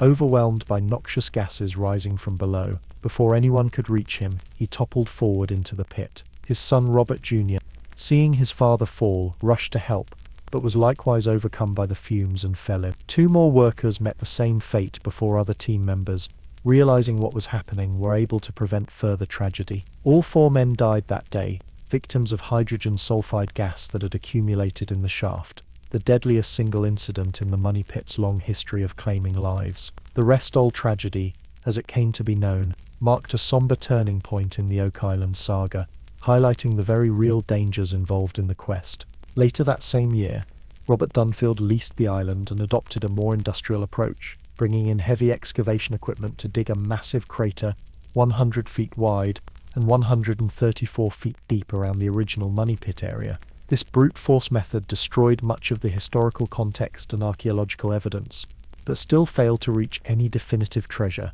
By this point, serious scholars were beginning to question whether the money pit might represent something other than buried treasure. Some suggested it could have been a natural sinkhole later modified by early settlers, perhaps for mining or some other industrial purpose. Others proposed it might have been a smuggling cache used during the American Revolution or the War of 1812. The lack of conclusive findings after nearly 170 years of excavation had not dampened enthusiasm for the hunt, but it had broadened the range of theories about what might actually lie beneath Oak Island, Nova Scotia, present day. Marty Lagina watched as the massive oscillating drill brought up another core sample from the money pit area. Alongside his brother Rick and their partners, including Dan Blankenship, who had dedicated over 50 years of his life to the island, Lagina represented the latest generation of treasure hunters to be captivated by Oak Island's mystery. Their efforts, documented in the popular television series The Curse of Oak Island, had employed modern technology including seismic surveys,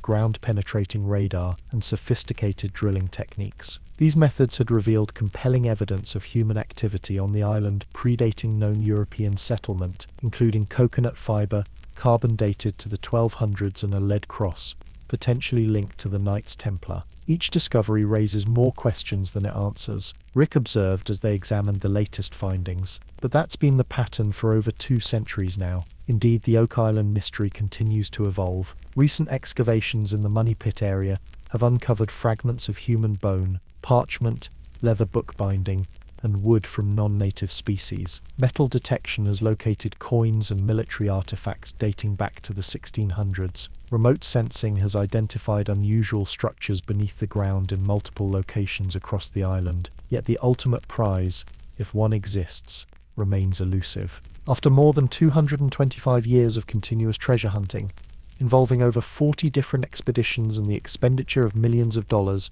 the bottom of the money pit has still never been definitively reached. What gives the Oak Island money pit its enduring appeal is not just the prospect of treasure, but the engineering mystery it represents.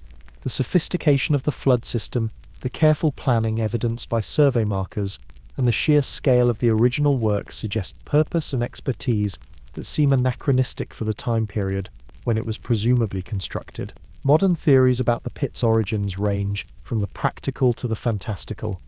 A British military operation to hide payroll or supplies during the American Revolution, a banking vault constructed by merchant companies operating in the New World, a repository for valuable documents, possibly religious texts or historical manuscripts, a Freemason or Templar cache of religious artifacts or knowledge, an elaborate hoax created or embellished over time. Whatever the truth may be, the Money Pit stands as one of the world's longest-running unsolved mysteries, a puzzle that has outlasted generations of those who have attempted to solve it. Each expedition adds new pieces to the puzzle while simultaneously making the overall picture more complex. As the sun sets over Oak Island, casting long shadows across the scarred landscape that bears witness to centuries of determined digging, the mystery remains intact. For every answer uncovered, new questions emerge. For every theory debunked, new possibilities arise. The island keeps its secrets close, releasing them in tantalizing fragments that ensure the quest continues.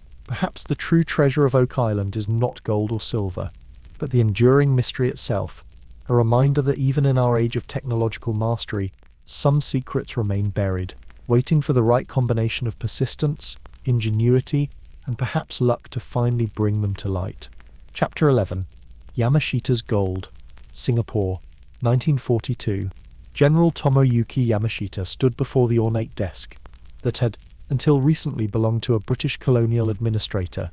Maps of Southeast Asia covered the polished mahogany surface, marking the astonishingly swift advance of Japanese forces.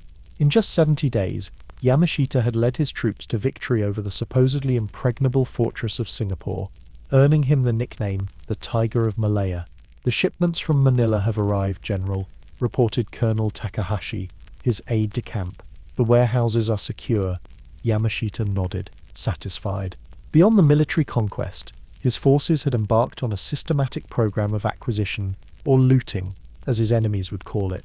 Throughout the territories now under Japanese control, precious metals, gems, cultural artifacts and currency were being gathered, catalogued, and shipped to central collection points. This was no mere opportunistic plunder. The campaign to gather wealth from conquered territories was a carefully orchestrated operation, codenamed Golden Lily, after a line from one of Emperor Hirohito's poems. Officially headed by Prince Chichibu, the emperor's brother, it represented a deliberate strategy to finance Japan's war effort and secure the empire's future prosperity. "And the specialists?" Yamashita inquired. "They have been deployed to the museums and bank vaults," Takahashi confirmed.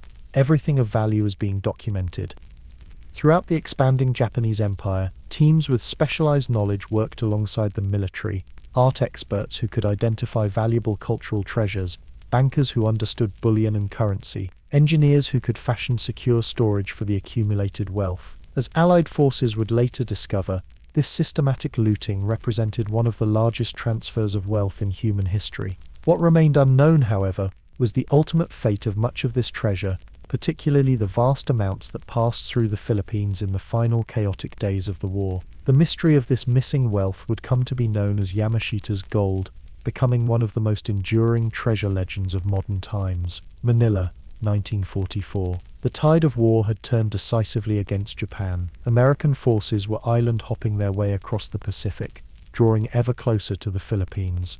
In Manila, Japanese officials worked with increasing urgency to manage the enormous wealth that had flowed into the country from across Southeast Asia. Captain Yoshida, supervised as prisoners, unloaded another shipment of wooden crates from the harbour. The contents, gold bars, silver, platinum, and precious stones, would join the stockpiles already hidden throughout the islands. Using forced labour, primarily Allied prisoners of war and local Filipinos, the Japanese had constructed elaborate tunnel systems and underground complexes to conceal their accumulated treasure. The engineers report that the Bambang site is complete, an officer informed Yoshida. Tunnels, chambers, drainage systems, all according to specification. Yoshida nodded grimly. "Begin the transfer tonight. Use only the Korean labourers for the final placement. No one who enters that chamber leaves alive." This brutal protocol had become standard procedure as more sites were sealed. Witnesses to the treasure's location were typically executed and buried with the loot they had helped hide. The sites themselves were rigged with explosives, poisonous gases, and flooding mechanisms to deter future discovery. Coded maps were created for eventual recovery, using a complex system of ancient Japanese symbols, celestial markers, and topographical references. As American forces drew nearer, the urgency of these operations increased. Ships laden with treasure bound for Japan faced growing danger from Allied submarines and aircraft. The decision was made to hide more wealth in the Philippines itself, with the intention of recovering it after Japan's planned victory, or failing that, after a negotiated peace. What none of Japan's military planners anticipated was the complete collapse that would come in August 1945, when atomic bombs fell on Hiroshima and Nagasaki, forcing an unconditional surrender. In the ensuing chaos, many of those who knew the locations of hidden treasure sites were killed, committed suicide, or were imprisoned. The coded maps and detailed records were scattered, destroyed, or confiscated, and Yamashita himself, after a hasty trial, was executed by hanging in February 1946. The gold that had been systematically gathered across an empire remained hidden, its locations secured by death, deliberately obscured by complex codes, and protected by ingenious and deadly traps. The greatest treasure of World War II had effectively vanished. Baguio, Philippines, 1971. Rogelio Roxas wiped sweat from his brow as he broke through another section of tunnel wall. For months, the locksmith and amateur treasure hunter had been following a map allegedly obtained from the son of a Japanese soldier. The map had led him and his small team to an abandoned hospital on the outskirts of Baguio, where they discovered a series of tunnels behind a hospital wall. "There's a hollow space beyond," Roxas told his companions as he widened the opening.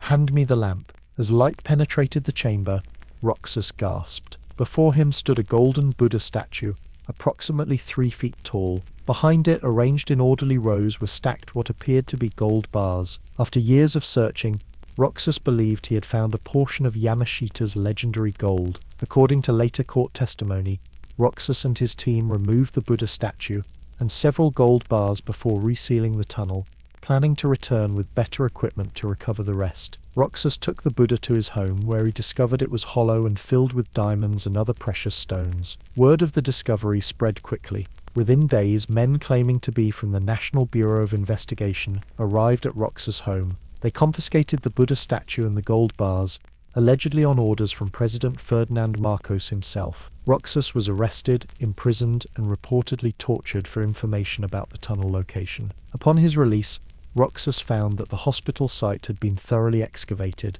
with all traces of the treasure removed. His attempts to seek justice were thwarted at every turn, as courts mysteriously dismissed his claims or indefinitely delayed hearings. Roxas died in 1993, still fighting for recognition of his discovery and compensation for what he had lost. The Roxas incident would later become central to claims that President Marcos had systematically appropriated Yamashita's gold for his personal wealth. When Marcos fled the Philippines during the 1986 People Power Revolution, the scale of his family's riches, far beyond what could be explained by his official salary, fueled speculation that he had indeed located and recovered significant portions of the wartime Japanese treasure. Hawaii, 1988. Retired U.S. Army Captain Robert Curtis reviewed his notes once more before meeting with attorneys representing Roxas in what had become a complex international lawsuit against the Marcos estate. Curtis had spent decades researching Yamashita's gold, having first encountered evidence of its existence while serving in military intelligence in post-war Japan.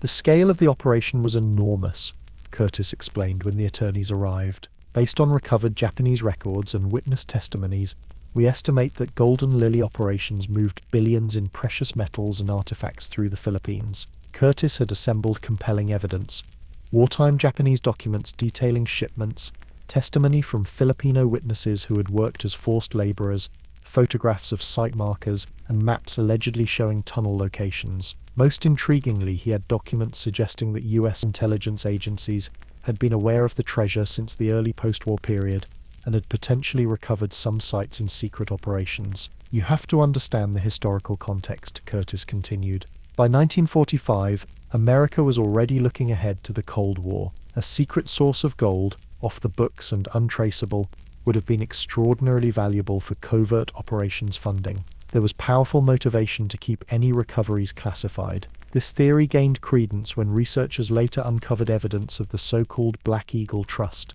allegedly a secret economic warfare program established using recovered Axis loot, including portions of Yamashita's gold. According to this theory, the recovered treasure was used to stabilize European currencies, fund anti-communist operations throughout Asia, and establish slush funds for covert intelligence activities. The full truth proved elusive, obscured by government secrecy, deliberate misinformation, and the deaths of key witnesses. What remained clear was that immense wealth had vanished during the chaos of war's end, and multiple powerful interests had motives to keep its recovery secret. Manila, 1992. Imelda Marcos, widow of the deposed Philippine president, sat in her attorney's office reviewing the latest developments in the Roxas lawsuit. The case had evolved into a complex legal battle spanning multiple jurisdictions, with the Hawaii courts eventually awarding Roxas's heirs a judgment of $22 billion against the Marcos estate, the largest civil judgment against an individual in history at that time. They can't prove any of this, Imelda insisted. These stories of hidden gold are fantasies. Yet evidence continued to mount that Ferdinand Marcos had indeed located and recovered significant treasure. Former associates described secret operations to recover gold from remote sites. Bank records revealed enormous unexplained deposits in Swiss accounts, and perhaps most damning, the lifestyle of the Marcos family, with multiple mansions. Imelda's infamous shoe collection and lavish spending contrasted sharply with their official income. Some investigators believed Marcos had used his position as a wartime intelligence officer to gain access to Japanese maps and code systems. Others suggested he had captured Japanese soldiers for information. Still others proposed that he had stumbled upon the treasure through construction projects during his presidency. Whatever the method, the persistent theory was that Yamashita's gold formed the foundation of the Marcos fortune. The full extent of this fortune remained unknown. When the Philippine government's Presidential Commission on Good Government attempted to recover the Marcos wealth, they managed to locate only a fraction of what was rumored to exist. Billions remained unaccounted for, possibly still hidden in secret accounts, invested under false names, or, as some believed, reburied in new hidden locations throughout the Philippines. Luzon, Philippines, 2001. The excavator's engine roared as it cleared another section of jungle-covered hillside. This expedition, one of hundreds conducted across the Philippines since the fall of Marcos, had secured government permits after presenting what they claimed was an authentic Japanese map showing a burial site. Treasure hunting had become a cottage industry in the Philippines, with local and foreign groups securing permits, hiring workers, and investing millions in high-tech equipment to scan for hidden tunnels and chambers. Most returned empty-handed, having found only empty tunnels, or in some cases, carefully crafted decoys left by the Japanese to confuse future searchers. Ground-penetrating radar shows an anomaly 20 meters below, the technical advisor reported. Consistent with a chamber approximately 5 meters square, the expedition leader nodded, trying to contain his excitement. They had followed all the markers indicated on their map. A rock formation resembling a sleeping dog, a particular arrangement of trees that had grown precisely as anticipated 70 years later, and a small stream that matched the pattern indicated in the coded symbols. 2 weeks of careful excavation followed, revealing a concrete structure with a sealed metal door. When finally opened, the chamber contained only a single bronze box. Inside was not gold, but a carefully preserved Japanese flag, and a note in Japanese, which when translated read simply, "The journey continues 3 mountains east, another false lead, another carefully planned diversion by the original Japanese engineers, who had designed these sites not just to hide treasure, but to confuse and misdirect future searchers." The expedition, like so many before it, packed up its equipment and departed, leaving behind another scar on the Philippine landscape, physical testimony to the enduring power of the legend. Manila, present day. Dr. Elena Ramirez, curator at the National Museum of the Philippines, carefully examined the artifact recently surrendered by a treasure hunting group. The items, a samurai sword, ceremonial coins, and documents in Japanese, had been discovered in a tunnel system near Mindanao. These are authentic period pieces, she confirmed to the government representative overseeing the surrender, but they don't constitute treasure in the traditional sense. More likely they were personal effects of Japanese officers, hidden to prevent capture. After decades of fruitless searching, the Philippine government had refined its approach to the Yamashita gold legend. While maintaining permit requirements for excavations, officials had become increasingly skeptical of grandiose claims. The focus had shifted to recovering historically significant artifacts rather than chasing rumors of gold bars and gemstones. Yet the legend persisted, evolving with each generation. Modern treasure hunters employed satellite imagery, advanced metal detectors, and even artificial intelligence programs to analyze purported treasure maps. Stories circulated of successful recoveries conducted in secret, with recovered gold allegedly sold quietly on international markets or held in private collections. Some historians and economists had begun to question the basic premise of the legend. While acknowledging that Japan had indeed looted enormous wealth during its occupation of Asia, they pointed to inconsistencies in the narrative. Why hide so much treasure in the Philippines rather than ship it to Japan? How could such massive recovery operations occur without more concrete evidence? And if billions in gold had truly entered the market, how had this not affected global gold prices? Others maintained that the treasure was real, but that its recovery had been systematically concealed by powerful interests. Whether the Marcos regime, American intelligence agencies, international banking cartels, or some combination of these, the lack of evidence in this view was itself evidence of an elaborate cover-up spanning decades. What remains undisputed is that Imperial Japan conducted systematic looting throughout its conquered territories. Legitimate efforts to trace and repatriate this stolen wealth continue today, focused primarily on cultural artifacts rather than gold bullion. Museums worldwide still occasionally identify and return items that made their way into collections through the chaotic dispersal of wartime plunder. The physical scars of treasure hunting remain visible across the Philippine landscape. Abandoned excavations, collapsed tunnels, and cleared jungle plots standing as testament to the power of gold fever. More poignant are the human costs, the prisoners of war, and local laborers who died constructing the original hiding places, the treasure hunters killed by booby traps or tunnel collapses, and the countless victims of fraud schemes built around false maps and fabricated eyewitness accounts. Perhaps the true legacy of Yamashita's gold lies not in glittering treasures, but in what the legend reveals about human nature. Our capacity for both systematic cruelty in the acquisition of wealth and boundless optimism in the quest to recover it. The hidden gold of the Philippines, whether real or imagined, continues to exert its pull on the imagination, a mystery that spans continents and generations, blurring the boundaries between historical fact, conspiracy theory, and enduring myth. Somewhere in the mountains of Luzon, or perhaps in secret bank vaults, or simply in the collective imagination, the treasure attributed to General Yamashita continues its strange afterlife, eternally hidden yet perpetually sought, a shadow of war's chaos that refuses to fade into history. Chapter 12. The Lost Treasure of the Knights Templar.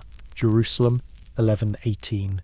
Hugh de Payens knelt before King Baldwin II in the royal palace of Jerusalem, his 8 companions arrayed behind him in solemn formation. These 9 knights, veterans of the First Crusade, had come with an audacious proposal. "Your Majesty," Hugh began, "we seek permission to establish an order dedicated to protecting pilgrims travelling to the Holy Land. We shall take monastic vows of poverty, chastity, and obedience, yet remain warriors for Christ." Baldwin studied the kneeling knights thoughtfully. The roads from the Mediterranean coast to Jerusalem were notoriously dangerous, plagued by bandits who preyed on vulnerable pilgrims. A dedicated force of warrior monks could help secure these routes, strengthening his precarious kingdom. "Where would you establish your headquarters?" the king inquired. "If it pleases your Majesty," Hugh replied, "the Temple Mount would be most fitting to guard the holiest site in Christendom." This request was unprecedented. The Temple Mount, site of Solomon's Temple and the Muslim Dome of the Rock, was one of the most sacred locations in the world. Granting quarters there would invest this new order with extraordinary prestige. After consideration, Baldwin agreed. He assigned the knights a portion of the Al-Aqsa Mosque, believed to be built over the ruins of Solomon's Temple. From this location, the poor fellow soldiers of Christ and of the Temple of Solomon, soon known simply as the Knights Templar, would begin their remarkable rise. None present could have imagined how this humble beginning would transform into one of the most powerful organizations in medieval Europe, nor how dramatically it would fall, leaving behind persistent legends of a lost treasure that continues to captivate treasure hunters and historians to this day. Paris, 1139. Grandmaster Robert de Crayon bowed deeply as Pope Innocent II concluded reading the papal bull Omni Datum Optimum.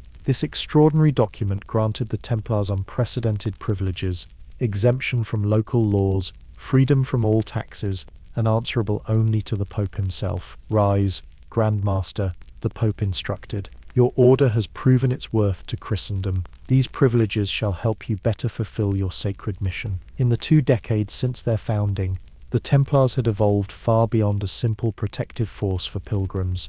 They had become an elite fighting force in the Crusader states, developing a fearsome reputation on the battlefield.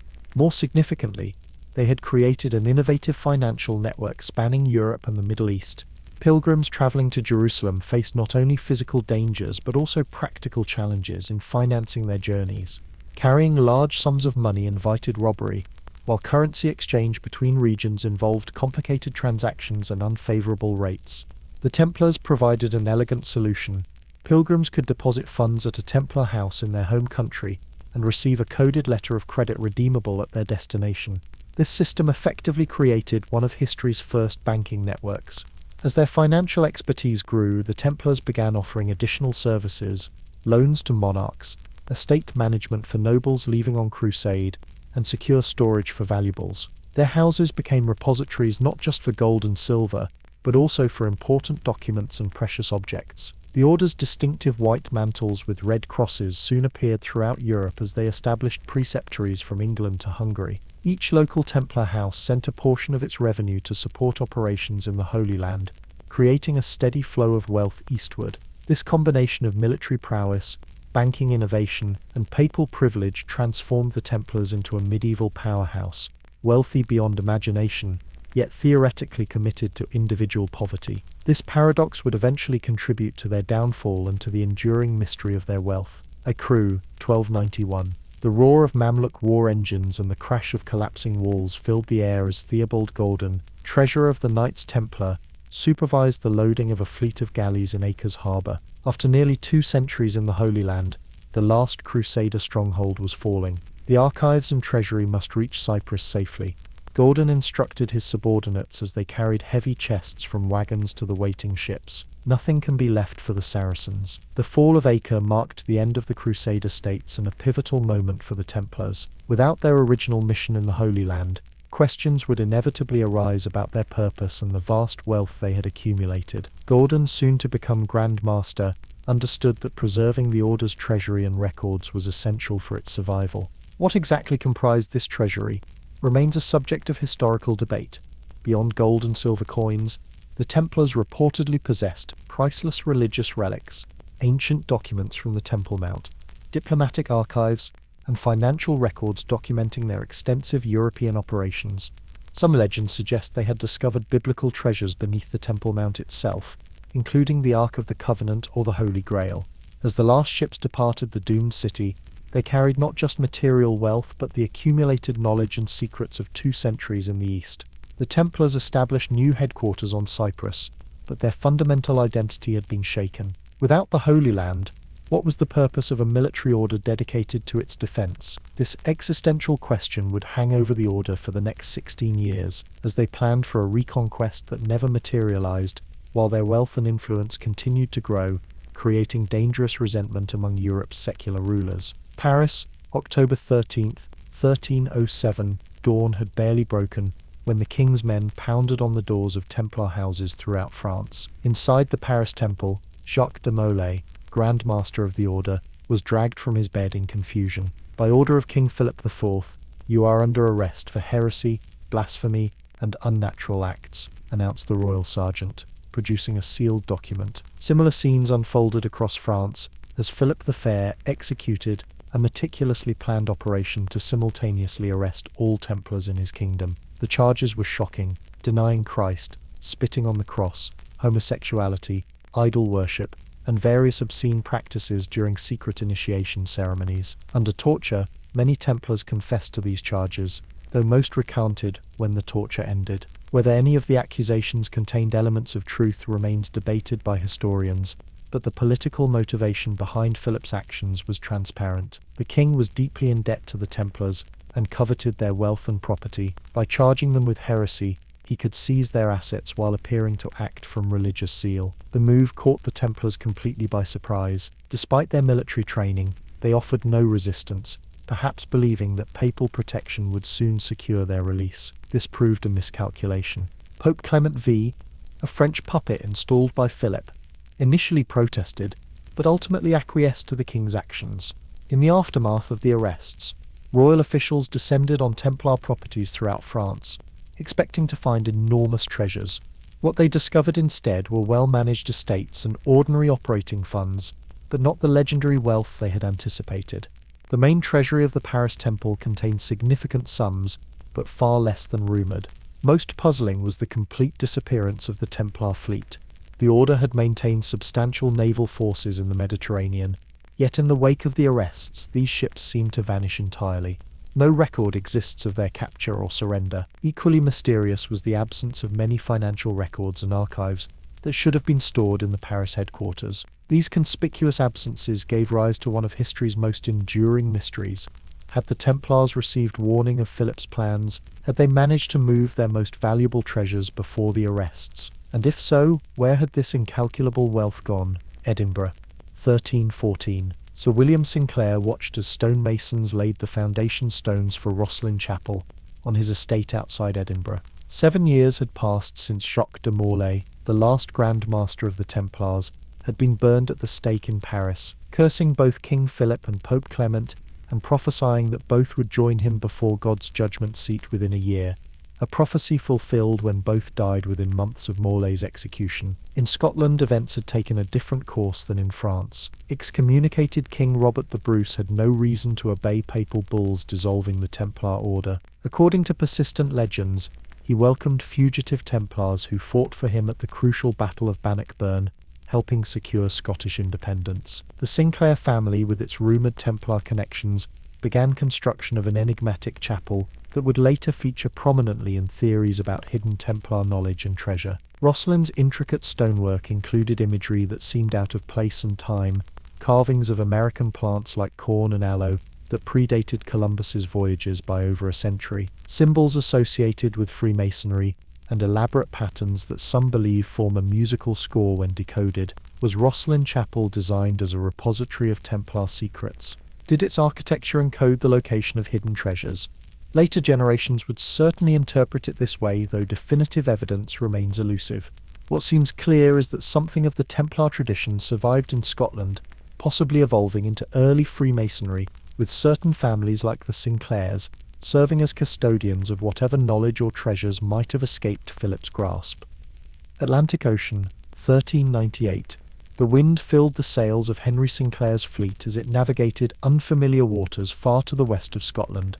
According to controversial historical interpretations of the Zeno narrative, a contemporary account written by Venetian navigator Antonio Zeno Sinclair, grandson of Rosslyn Chapel's founder, led an expedition to North America nearly a century before Columbus. Some researchers have proposed that this journey was no mere exploration, but a mission to secure Templar treasures previously hidden across the Atlantic. They point to curious stone structures in New England, particularly the Newport Tower in Rhode Island, as potential Templar constructions meant to mark cache locations. This theory connects to the persistent legend that the Templars had recovered ancient knowledge from beneath the Temple Mount, possibly including navigational information, suggesting the existence of lands across the Western Ocean. Could the Order have established secret outposts in North America, beyond the reach of European authorities? Did the lost Templar fleet transport their treasure to these distant shores? While mainstream historians reject these speculations as lacking substantive evidence, they form part of the rich tapestry of Templar treasure legends that continue to inspire treasure hunters and researchers today. Languedoc, France, 1891. Berenger Saunière, the parish priest of the tiny village of Rennes-le-Château, carefully examined the ancient parchments he had discovered during renovations of his dilapidated church. According to later accounts, these documents suggested something extraordinary about the village's history, possibly a connection to Templar treasures hidden during the 1307 arrests. What is historically documented is Saunière's subsequent inexplicable wealth. the modestly paid village priest suddenly began spending enormous sums, renovating his church with unusual symbolic decorations, building an elaborate villa and tower, and living in a manner far beyond his visible means of support. The source of Saunier's wealth has never been conclusively explained. Some suggest he discovered a tangible treasure, perhaps Templar gold hidden in the region. Others propose he uncovered documents revealing secrets valuable to the church or political powers. Who paid for his silence? The most elaborate theories connect Rennes Chateau to suppressed religious traditions, possibly protected by the Templars, including alternative histories of Christianity itself. Whatever the truth, Saunier's story added another layer to the evolving legend of Templar treasure.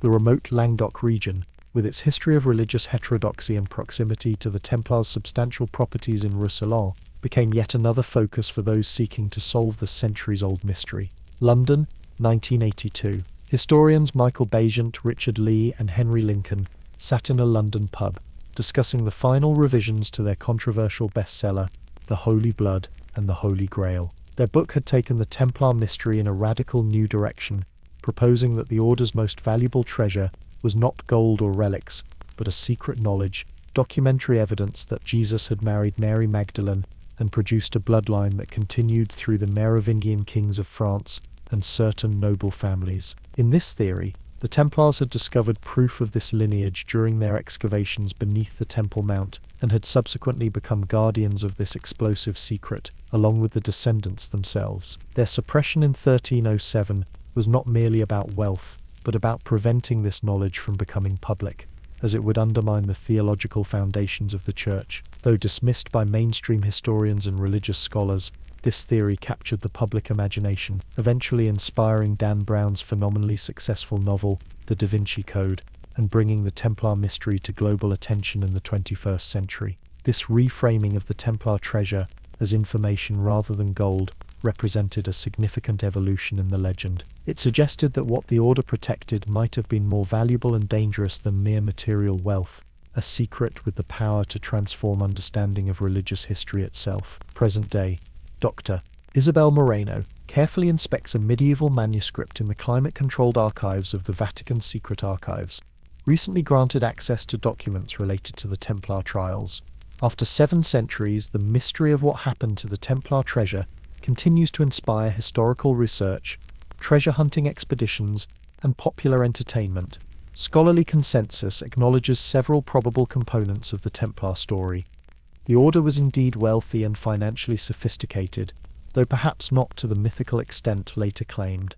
Their sudden arrest in 1307 likely allowed at least some warning and movement of assets, particularly in regions outside France. Their naval resources could have facilitated transportation of valuables to safer locations. What actually happened to their wealth? The most prosaic explanation is that it was largely appropriated by various crowns and the Church, or absorbed by other military orders like the Hospitallers, who received many former Templar properties. Some portion likely made its way to Portugal, where the order was reformed as the Order of Christ, which later sponsored Portugal's Age of Exploration. Yet the enduring fascination with Templar treasure speaks to something beyond historical accounting. The Knights Templar represent a unique conjunction of religious devotion, military power, financial innovation, and esoteric knowledge. Their dramatic rise and fall creates a narrative arc that demands resolution, a resolution that the incomplete historical record fails to provide. This gap between known history and narrative satisfaction